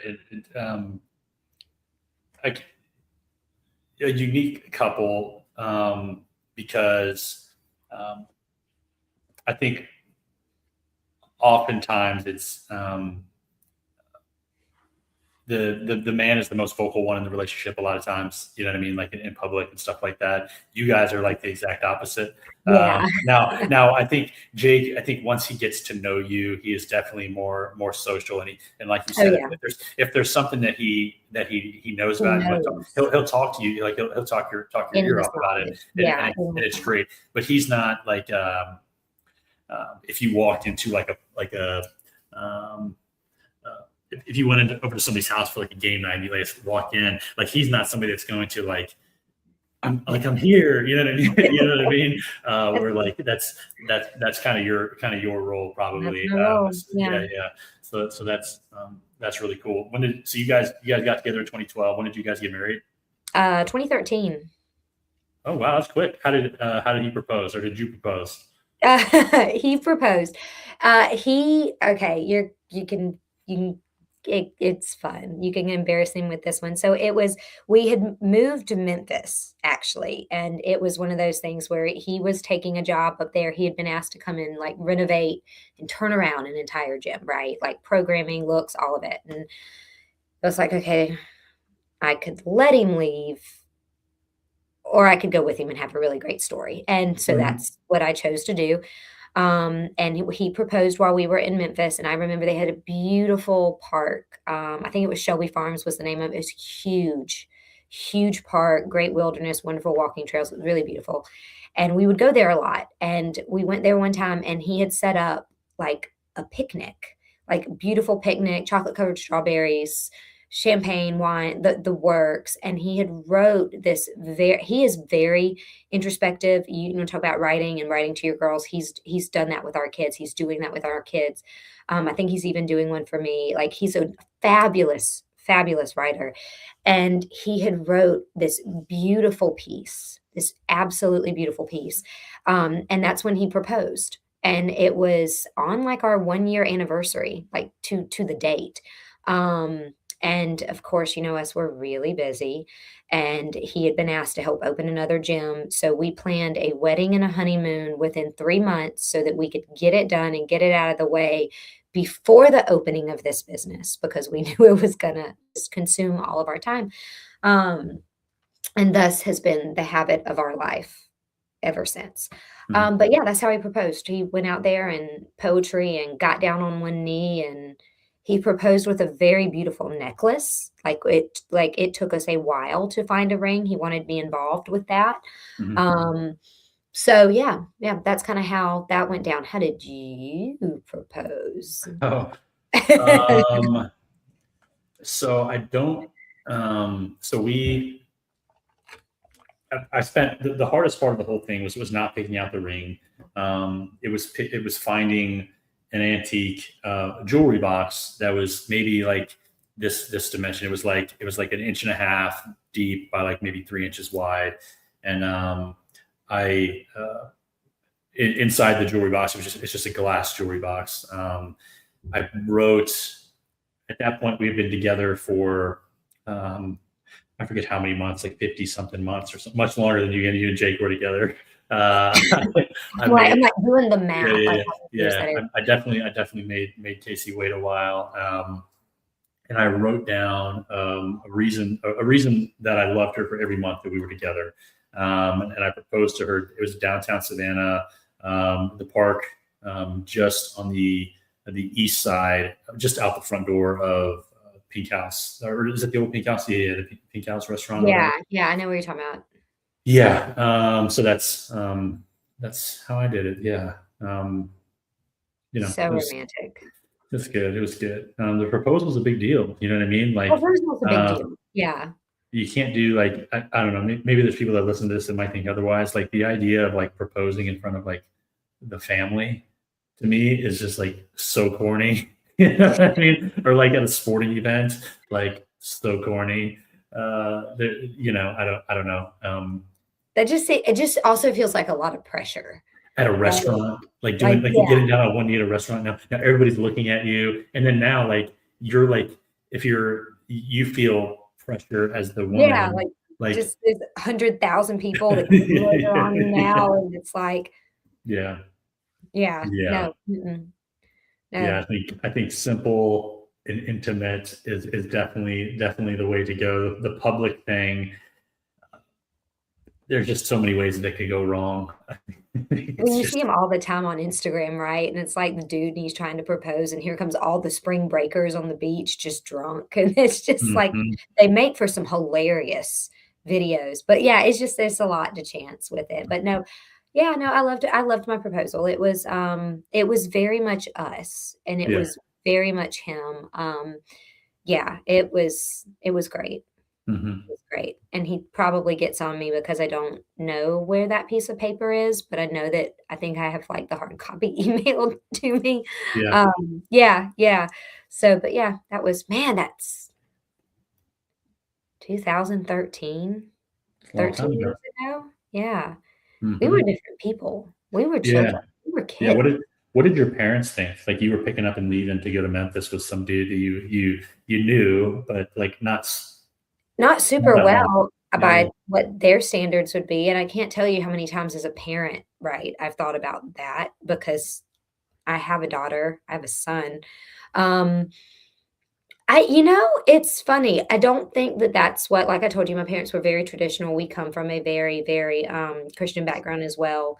You don't traditionally, you don't move in together until you're married, and then here I am being me, and, like, I'm gonna do it my way, and I'm hopping states, and I'm going, and I think my mom saw it as just such a very pivotal turning point in our relationship, right? Whereas, like, I am basically saying, I am going from being a kid, I am going from being fully a part of your household to like, I am moving states with this dude. Like, I am the here. This is not just a turning point in our relationship, but it's a turning point in how I see myself between woman and child. And, my mom, though I know, and she told me that it was not what she wanted, she also was the one that was like, "Let's go to the dollar store and let me show you the best bargain trash bags because 'cause you're about to go make your home and your first home, and it's not gonna be anywhere near me," Yeah. and so there was so much, and she handled it with so much grace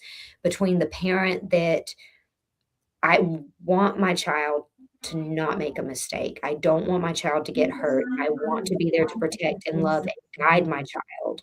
Hmm. I also don't want to ruin this relationship if I am going to, she needs to know she has a home to come home to. How Hmm. how do I do that? How do I show her that I support and love her even though I do not maybe support and love this decision? And I'm telling you, looking back, especially as a parent now, and I'm sure you do it too, looking back on how my parents handled multiple different things over the course of my childhood and adolescence, and now standing on the other side of it as a parent, like they killed it.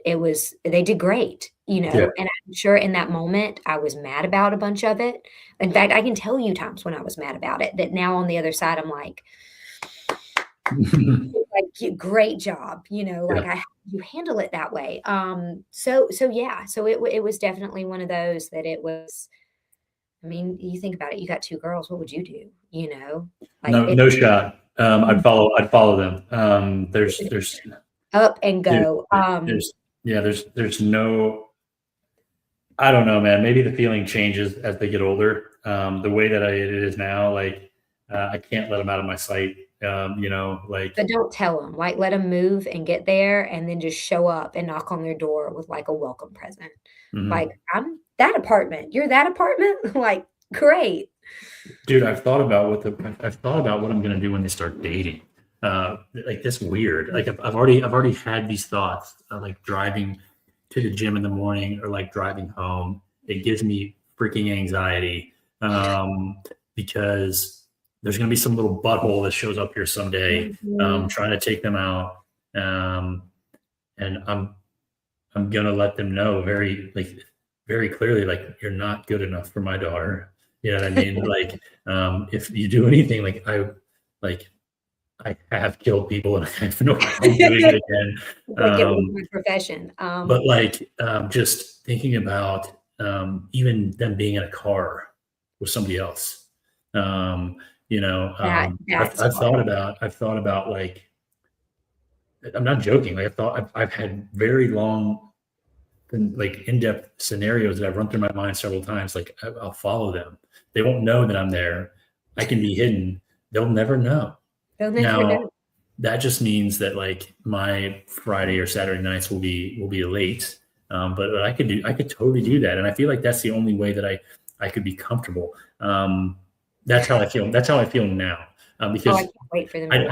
I know that other parents like, oh, the kids are out with their friends, like now we can do our No. thing. I don't think that I don't the way that I feel today, I don't think that I'll be able to do that. I hope maybe that I can someday, but I don't know, man. I just don't know. That's I don't know, that's tough, and, I tell parents all the time, you grow with your kids. You grow and you get ready for every stage of your kids, right? Like I didn't think there was ever going to be a time when I didn't want to nurse my children until there came a day that I didn't want to. I didn't think there was ever a time when I didn't want to tuck them in my bed next to me until there became a time and it did. And not only was it the right time for me, but it was also the right time for them. And it's hard because with what you're talking about is not trusting them in the room next door, it's trusting your child with somebody else. It's their driving and their decisions and their trauma and who their parents are and their decisions. And I mean, we both survived our childhoods, right? So we know just how two-faced and how easy it is for a set of friends to present one thing in front of the parents and go be something totally different. And I just think what you're doing and what you and Casey are doing is the right thing to do. And it's have a great relationship with your kids. You will never be in trouble for telling the truth. We will always have a code word. You text me, I will come get you. No questions asked. We will have a meetup spot. Like I am yours and you are mine. And like, we don't have to talk about it when you get in the car, but we will handle it and we will take care of you. And I can't imagine that. Like I said, mine's like 5, 3, and 7 weeks, and we have such a long time till we're there. But like, I want to homeschool my kids for a lot of reasons, but one of them is I can't even imagine like trusting them in a facility right now that I am not. And Yeah. just how today's world is, and it's I don't have to actually make that decision yet. I think we have a full another year before Anna physically has to be enrolled somewhere, or we truly have to declare that we're homeschooling. But it's trusting your kids in situations you don't know. And that's just it.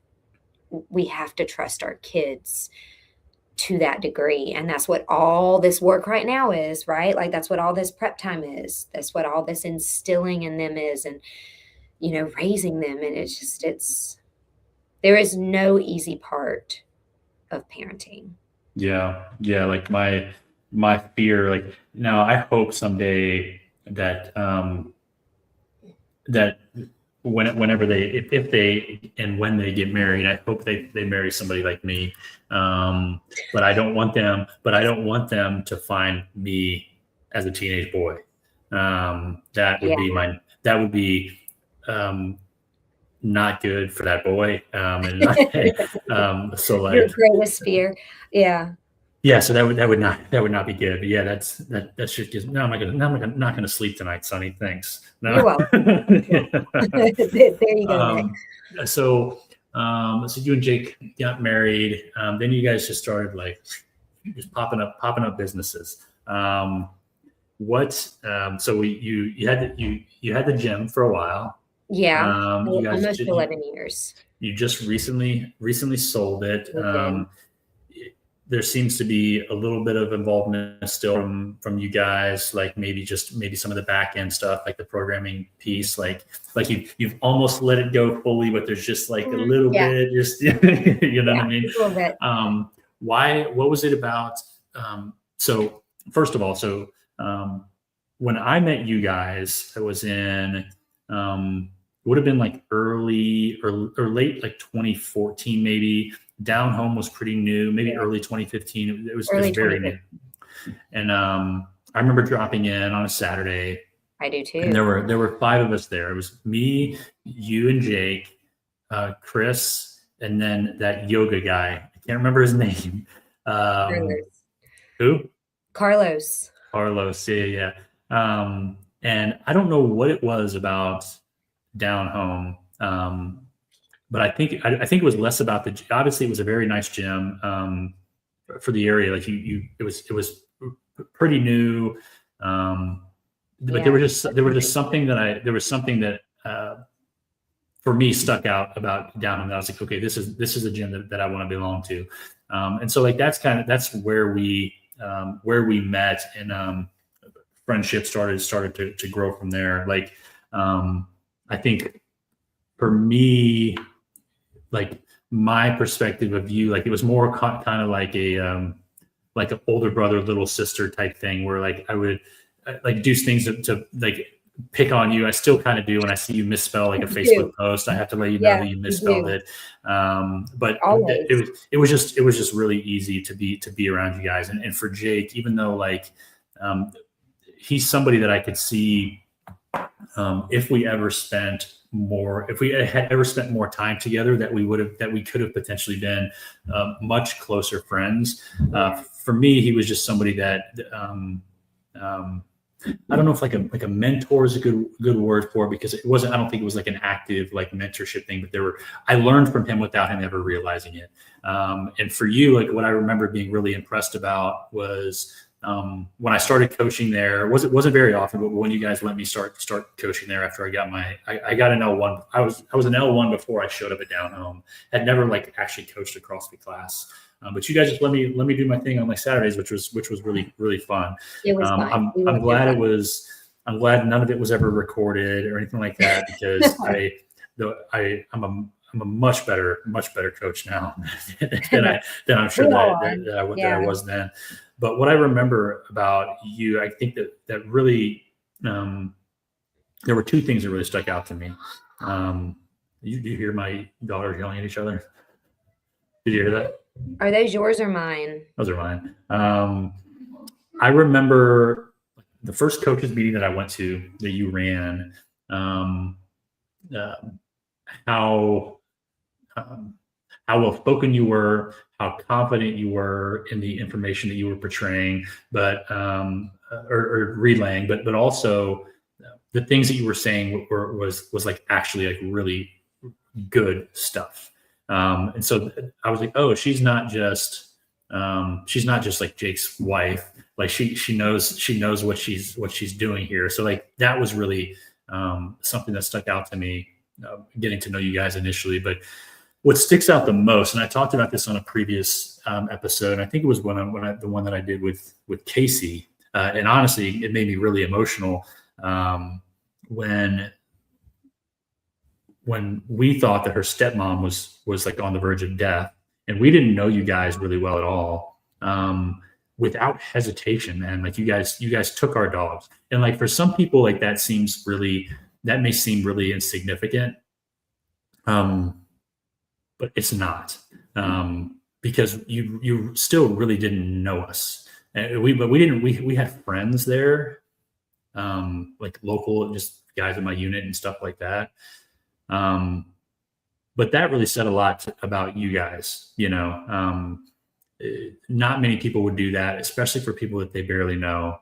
And you may not have even realized the significance of doing that. But that's something that Casey and I, throughout the years, we have talked about before. That Really? was, like it was a really big deal, because an already stressful situation could have been much more stressful if you guys wouldn't have stepped up and did what you did. I don't know if I may have like passively thanked you for that. I just want to say it again. Thank you for doing that. That meant more. That little act of kindness was really was more impactful than you probably realized at the time. So I just wanted to. I couldn't do this episode without letting you know that for sure. Where'd you go? As I run away. Sorry, I had to grab the charger. What'd you do? Let's see. I had to grab the charger. This computer has said that we have reached the end of that battery life. Okay. Oh, okay. Yeah, no, it's so funny, and you can see all the nursery stuff. Yeah, no, it's funny because like just that whole time in our life too, and with the gym and starting the gym, and I just kind of look back on it as if it was like this golden time, from the people that walked into the gym. And Mm-hmm. I mean, the people that walked into the gym during that year, like we still talk to, like in a way that we just, I don't know if it was because of the stage of life that we were at, right? Like young adults and getting married and figuring it out and having kids, and like just it being so pivotal, right? Between careers and relationships, or what it was, but just, there were so many things about it. And I can remember that day. Like, I remember getting that text message from you. Like, I remember you driving over. Like, I remember meeting, like, Jake and I met you in the parking lot, and you were like actively throwing suitcases from the back to the trunk and getting dogs Mhm. and getting out. And I mean, you were gone in under 30 seconds. Like, you were running to catch like a last minute flight or something. I don't think Yeah. you were driving, you were headed to the airport. And I remember that so vividly. And then I remember your dog getting out, and that I mean, that dog, was it Olivia was the name of the dog? Olive. Olive, that's it, Yeah. and that dog could run. Oh, man, I thought Jake was gonna have a heart attack and die. It was, like, right in front of the gym, yeah? Or maybe I'm thinking of a separate time when you brought her there to run, but, man, that dog could Yeah. Yeah. and but, yeah. No, I mean, any time, but I remember getting that text, and I was like, "Man, he thought of us," and, like, Hmm. I do, but I remember your first workout. Like, I remember you walked in those, like, basketball snap-away pants, and then we got ready Hmm. to go and do burpees, and you get ready for that first burpee, and you snatch those pants off, like, every snap all the way down, and then you just go straight into some burpees, like, in those little silkies, and I was like, "Who is this guy?" Like, he just walked in on a Saturday, and I'm like, I'm Yeah. like, "Yeah, okay, you got burpees, got it." That was Over that was here. that was fun. Yeah. Fun. I think the reason why I think it was less of just like a flash in the pan. I think you may discount the work that you and Jake did that drew people in. Because what I remember, even though you guys had an apartment across the parking lot, Right there. you guys were basically living at the gym. We Like did for a while. that loft was like a studio apartment, basically, which is honestly the right way to do it. I know, I think it's illegal, by the yeah, way. Yeah, probably, yeah, but like I know Jake, similar to me, and maybe his outlook has changed. I don't know, but I am a believer in the CrossFit methodology. And that's the vibe, that's the sense that I got from you guys too. yeah, It wasn't just a business for you. You believed what you were selling. And I think uh, that resonated with people, and it got the right people in there. It got good people in there to stick around it and want to be, and they wanted to be a part of it because the owners were invested. There's yeah. so many times when there was an Instagram page that I was running for a while, and I lost the password to it, so I don't know how to do it anymore. But No, because I know when the I one you're was talking about, yeah, yeah, when I would travel, I would do like these reviews on these gyms. yeah, Granted, they were terrible. They were terrible. I didn't really know what I was doing, but my heart was in the right place. But throughout my time in the military and traveling so much, I've dropped in at, I would assume, hundreds of gyms, and there's very few of them that the owners believed what they were selling, and were bought in like hook, line, and sinker on this. This is not just a business. I'm here to like save people's lives. yeah. Um, and there's a lot of people, I think they think, oh, I can open a CrossFit gym. This is going to be an easy way to make money. No, it's not. No, You know what I mean? You can make money. It definitely helps if you own the building for sure. yeah, my But lord. it is definitely a labor of love. You know what I mean? But I think more so than just I don't think that the people that showed up there just happened randomly. I think a lot of it, most of it, is probably really attributed to the work that you and Jake did, and the fact that you really believed what you were doing. But yeah, I agree. The people that were there were great. When Actually yesterday, Hope was asking me like, "Hey, where was your favorite? Where's the favorite place that you've lived?" And it's a toss up for me between Oklahoma and Georgia, but Georgia not even has nothing to do with the location. It has everything to do with just like the community there of the people in like the Pooler area, like the friends from the gym. And I know that's probably not that's not the same people now. Like when I It's came there a few years different. ago, it's a Yeah, little bit you different. I went out to eat, and Yeah, it's different, but yeah, no, I mean, there was something about that time, because I'm with yeah, you. Like, there was something about that time, that era, the vibe at the gym, the people that came in, and it was just like, I will always look back at that with, like, deep love and fondness, because I was untested new business owner that had everything to prove, right? Mhm. I like coming in, small petite chick coming in, big gym, big ideas. Like we're going to take something that was grungy CrossFit, right? Where people were still doing the whole spray paint on the wall, horse stall Mhm. mats. Let's get there, no AC. And we were one of the first gyms that were like, we're going to kind of make it bougie. Like we're going to have showers and air conditioning and a coffee Mhm. bar, and we're going to send you a thank you card, and we're going to do personal training, and we're going to upscale, right, this thing that we found that we Mhm. absolutely love. Mhm. um and it just it was such a beautiful time because Mhm. we were so fully invested. We did at one point live in that gym. Mhm. We had a place kind of next to mom and dad that, like, their kids just kind of rotated through, but it was too far for 5 a.m. classes. I mean, like, we weren't getting any sleep. We were there Mhm. till 8:30, 9 o'clock at night between contracts and maintenance and thank you cards and mopping the gym and cleaning bathrooms and all the things that people act like they don't do when they own a business. Like, you're the maid service, like, because you can't afford it, so that's what you're doing, and then having to turn around and wake up at 3 o'clock the next morning to get dressed and ready, and then 30, 35 minutes on the road.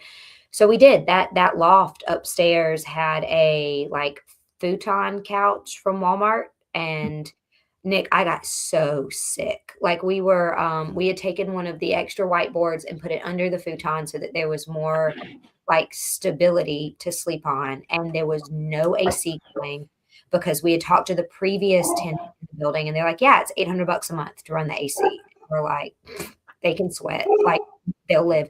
But we had one of the wor it was like that weird, I don't know, like, weird year. We had more pollen that year than anything else, and, we've got all those bay doors up, and, like, I can vividly remember waking up and there just being yellow, like, streaks of yellow pollen, and I can remember sitting up from that futon to get ready to go coach at 5 a.m. and waking up Jake and being, I can't get out of bed. And I was dizzy, I was sick, like my cortisol levels had been so spiked in getting that place open. Like there were so many roadblocks.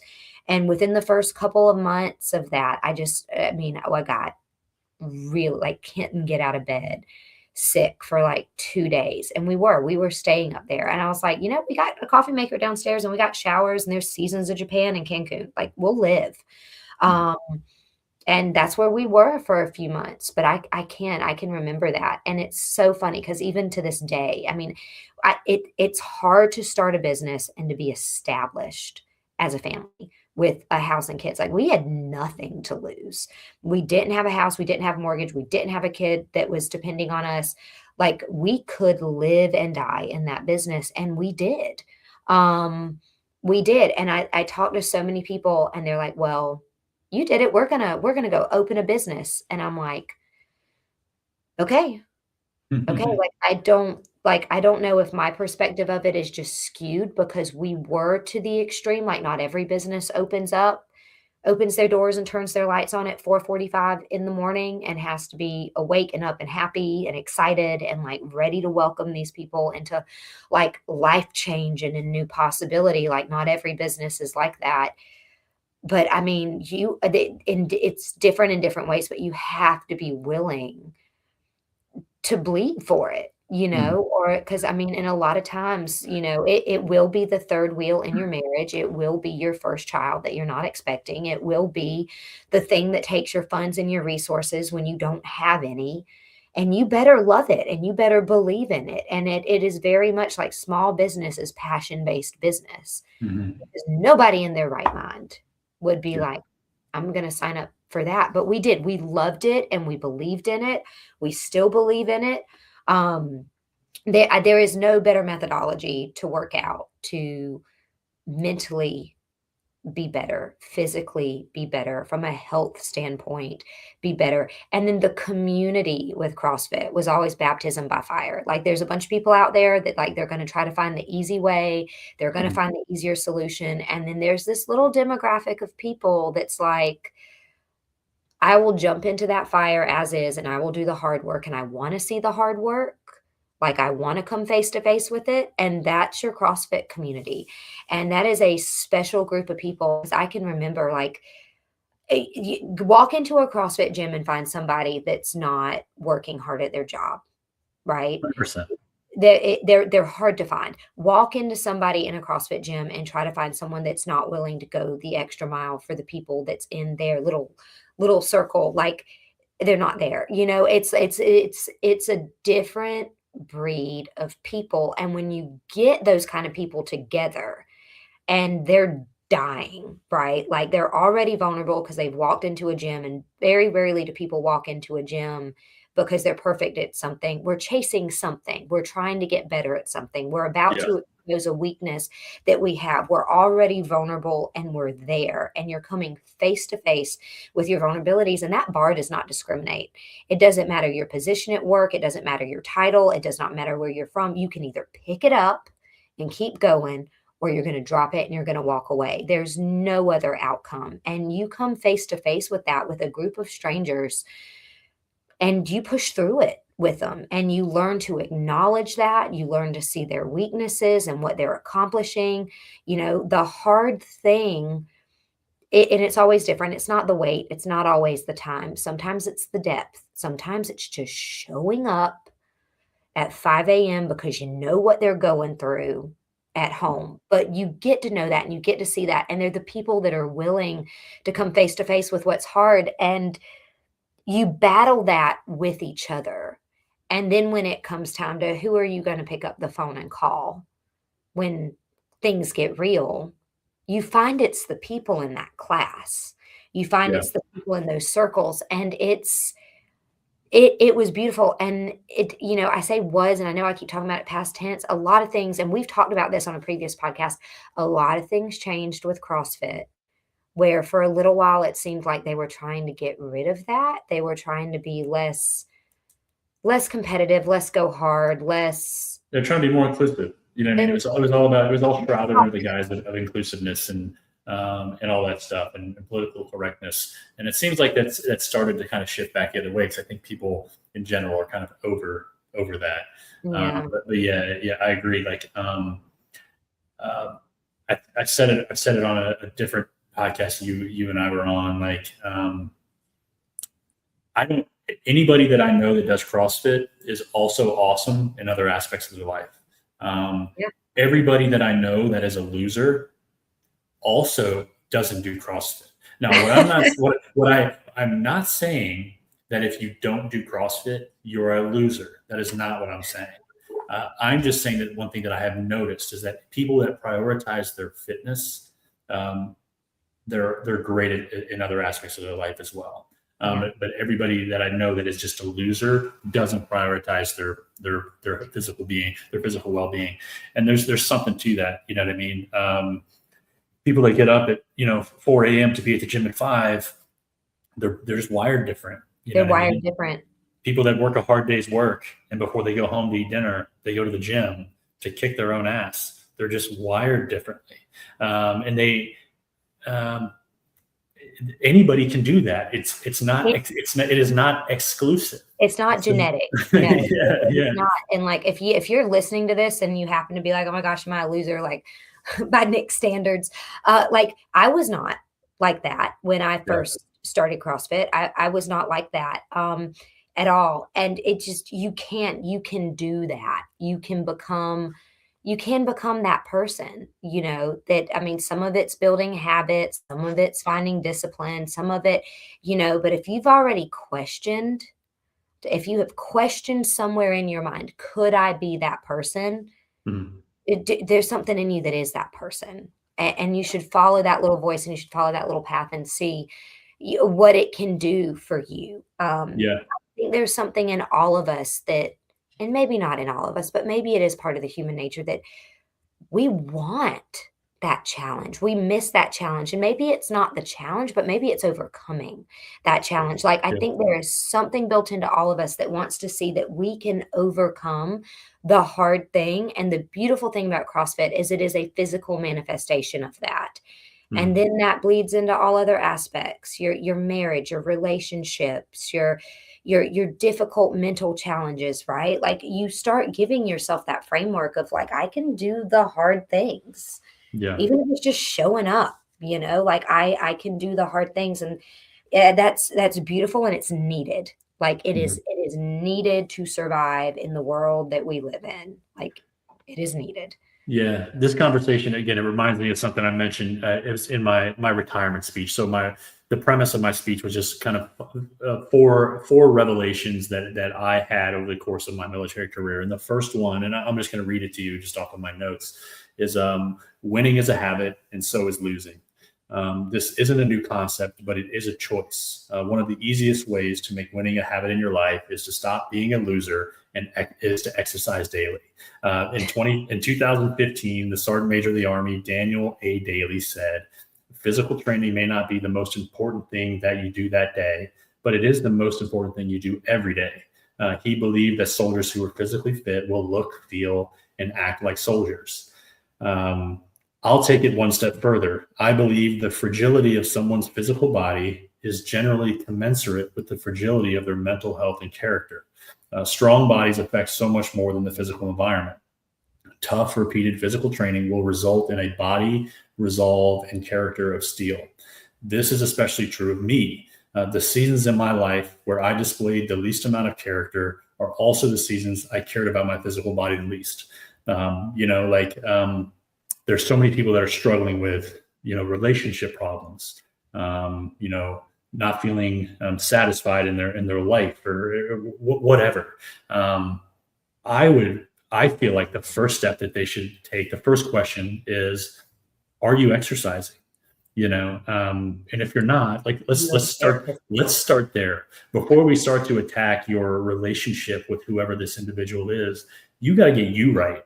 You know what I mean? And that starts with Yeah, this well, that this that starts with this fleshy stuff all over your bones. Like, you got to get that squared away. And I'm not saying you don't have to look like a fitness model, no. or anything like that, but you need to be healthy before you can expect any relationships or your professional life or anything like that to be healthy.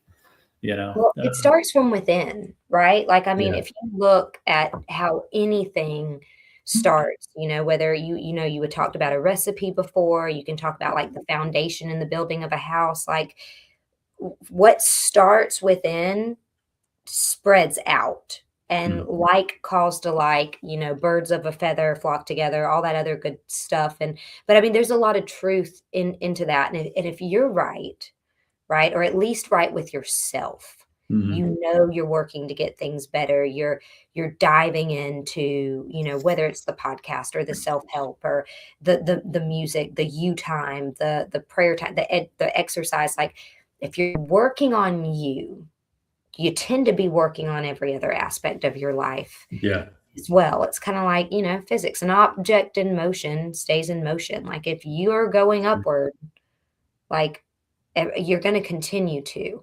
Um, yeah, no, I 100% of all of that. And it's just, I mean, it's weird because so much of our own background is in fitness. And mhm, especially with what you did in your job for so long, you had to be so physically fit for it. But as a coach, and I would consider myself a fitness expert. I don't say a lot of things to, bragging, but I've invested more than 10,000 hours in time and training and in people. Like, I've invested more than 10,000 hours in people. Like, that was one of the things I felt like made me a good coach, and it wasn't the movements, it wasn't the methodology, it wasn't being able to explain stuff, but it was being able to look at somebody and to almost immediately know what was holding them back with that mhm, weight. And most of mhm, the time it was mental and emotional. Like, there were a few people that would come in and they were natural athletes, and you could figure it out. For the average person, the thing that was often holding them back, it was something else entirely, right? yeah, And being able to fix that, right? Whether it was on the bar, whether it was a physical stance, you would see slowly over the course of months from them being in the gym, and you'd see other aspects of their life also get better, and the effort that they chose to put in whatever that thing was would go up higher. Sometimes people just need permission to be successful, you know? Mm. Sometimes they need to hear it, but sometimes people just need it, and I cannot overstate the value of a good coach, because Yeah. oftentimes that's what they will do for Yeah. you. Yeah. Man, there are so many things that I wanted to talk to you about. We could this, but We're if I hit them all, we would be 2 on here hours in. for four Yeah. hours. I want to ask you real quick before like I close this. I noticed your Instagram handle, A Cup of Motherhood. What is that about? Tell You me, know, is that a thing? I changed it because Yeah. you had yours up, and I'm kinda glad I did. So I will tell you what I wanna do with that, and then we'll see if I actually do it, right? Like, I kinda need to because I've been saying it for so long.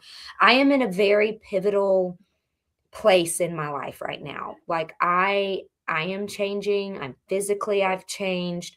My roles in my business are changing. I'm leading children. That's hard. Like, you can't yell at them, you can't talk logic to them. You got to just love them through it, right? Like, it's hard.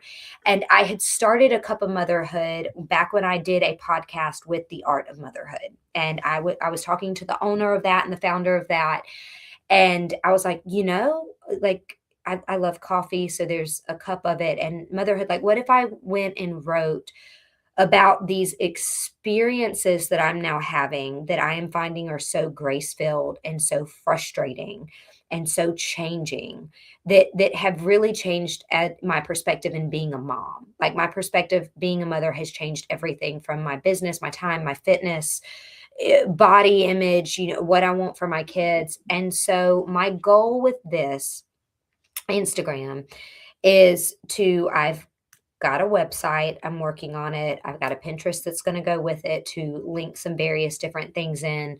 But I personally find a lot of strength and a lot of grace when I hear other people talk about their stories and where they're at, what's helped them, what hasn't helped them, everything from products they love to recipes that are great to just silly moments or serious moments with their kids. And, I know there's 1,000 people out there sharing stuff and sharing their content and sharing everything else. So maybe it's more of a journal documentation for me. Um, but I really want to build on that. And I really want to share that. I keep saying I'll write a book one day. And this might be the catalyst for it, with a lot of different articles in it. Like, I've done a lot of things. I've led a lot of different people. Um, this by far has probably been one of the most profound roles that I have ever found myself in, and one of the most challenging in my Mhm. leadership. And it's so simple because it's parenting, right? It's something Mhm. that people talk about and brush off because it is an everyday thing for so many people. And it is single-handedly going to be the most important thing that I ever do with my life. And I want Mhm. to share that. I want to be encouraged by other people that are doing that. And hopefully maybe offer some encouragement to people that are kind of like me, where they're, maybe they are that A-type person, and they are that leader, and they've always seen themselves in this role, and then they kind of find themselves face to face in the mirror, like you and I both have, where it's okay, who I am out in the corporate world, who I am is not who I want to be as a parent, or I need to be more intentional here, or how do I make that switch in my time, right? Mhm. To do that. And so that's kind of part of that journey. So I know that there was a lot wrapped into that. That's not going to be a clear single one sentence mission statement that you're going to find in the corporate folder on my desk. But there's a lot there, and so it's slowly developing. So when I was in the sauna earlier, I actually did a 10-minute recording that I think is going to be like the video pitch for what it is. And I have told myself that I get no more than 2 takes on these, because I do want them to be super real, and very vulnerable. I think there's a lot to that. Mhm. So, yeah, it's funny that you ask. So I've got that video. It's on my phone. I Post recorded. it. Yeah, I know, right? That's the hard part. Just Like, do it now. I am so nervous with judgment, right? Like, what you're doing here with this, where it's you and it's under your name and it's you on video and you're talking about all these things and all these opinions and like you're so it's so open and it's so there. And I mean, I got to remember, I have been hiding behind my business names for 10 years. The content, the posting, and all that stuff has been under a business name. And to come out, so here is Sunny, is that's a different form of bravery, Nick. Kudos. Like that's different. For sure, yeah. It's, like this will be one of the few. I would say this is episode number 11. About half of them, I've cried on. You know what I mean? So this one has not won. So far so good. It probably would have changed if we would have covered all the topics that I was going to get to. But I think, but even without those things, man, I feel like the stuff that you said, anybody who listens to this is really going to get a lot out of it. It kind of just to wrap this up, I was going to say it at the beginning, but I'll kind of use it in closing. One of the things that some people may not know about you, but again, I talked about one of the things that I admire about you and your ambition and like how focused you are on things that you enjoy or that you're gonna do. You do, much like this video that I'm sure you'll post later this evening and share publicly for all of Instagram. Is there's kind of like three different, in my mind, there's like three different types of people when they're faced with a situation that seem or a task or a project that seems insurmountable. There's complainers. There are piggybackers who will just hop on the coattails of other people, and then there's people that make ways or they find a way. You know what I mean? And I feel like you're that last part. You're a wayfinder or a waymaker. You know what I mean? If I had my starting five of non-military folks that I would take to war, you're in that five. Not because I think that you're going to be like the best shooter or anything like that. But I know you're going to find a way to succeed one way or another. A lot of people would just rather give up than to put themselves out there and try. So for me, that's throughout the years of knowing you, that's one of the things that when I think about Sunny, that's one of the things that I think about is you're somebody that just finds a way to make things happen. So that's cool. It's rare, and it's inspiring for me and anybody else that knows you. So keep doing those things and finding new challenges to do, because even though people that like me that may not get to benefit directly from the endeavors that you're going after, it's still really, really cool to watch. The fact that there's been, I think, a couple times where we were very close to like being in business together in certain aspects. You know what I mean? Yeah. And it had nothing to do with in those situations. It had nothing to do with the X's and O's that kind of got me bought in. I believe in you and Dave. And the things that you guys set out to do. So regardless of what it was that we were potentially going to do, I knew that it was a safe bet because you guys are a sure thing. So I don't believe in a whole lot of people, specifically, but if it's going to come down to like, some financial investments and stuff like that. So you guys are definitely on a short list of that. So take that for what it is. But I'm excited to see what goes on with you guys' coffee shop and stuff like that. I'm excited to see what goes on with this new social media endeavor. I'm sure it's going to be awesome. Before we close, do you have anything else you would like to say for any of our tens of listeners that will inevitably listen to this podcast? Well, thank you to the tens of listeners, and thank you. That's such a high compliment. And honestly, a compliment goes a long way because I'm not finding challenges anymore. Challenges are now finding me.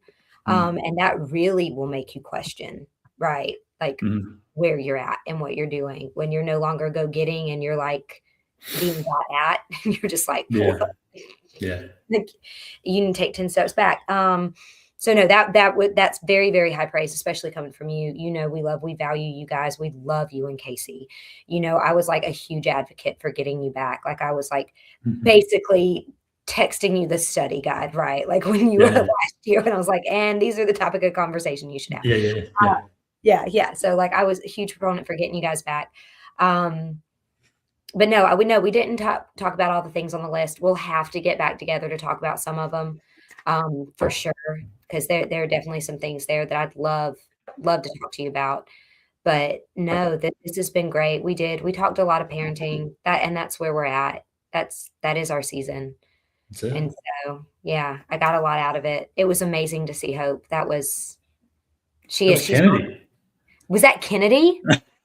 No, it was not. She's like a full grown adult, basically. Yeah, Oh yeah. my Hope, gosh. Hope's When even did more that adult. She was just in the shower for an hour, so you never got a chance to see her. No, like, when did that happen? I don't know. I I really don't just know. oh my lord. Mm. Yeah, I we're just old.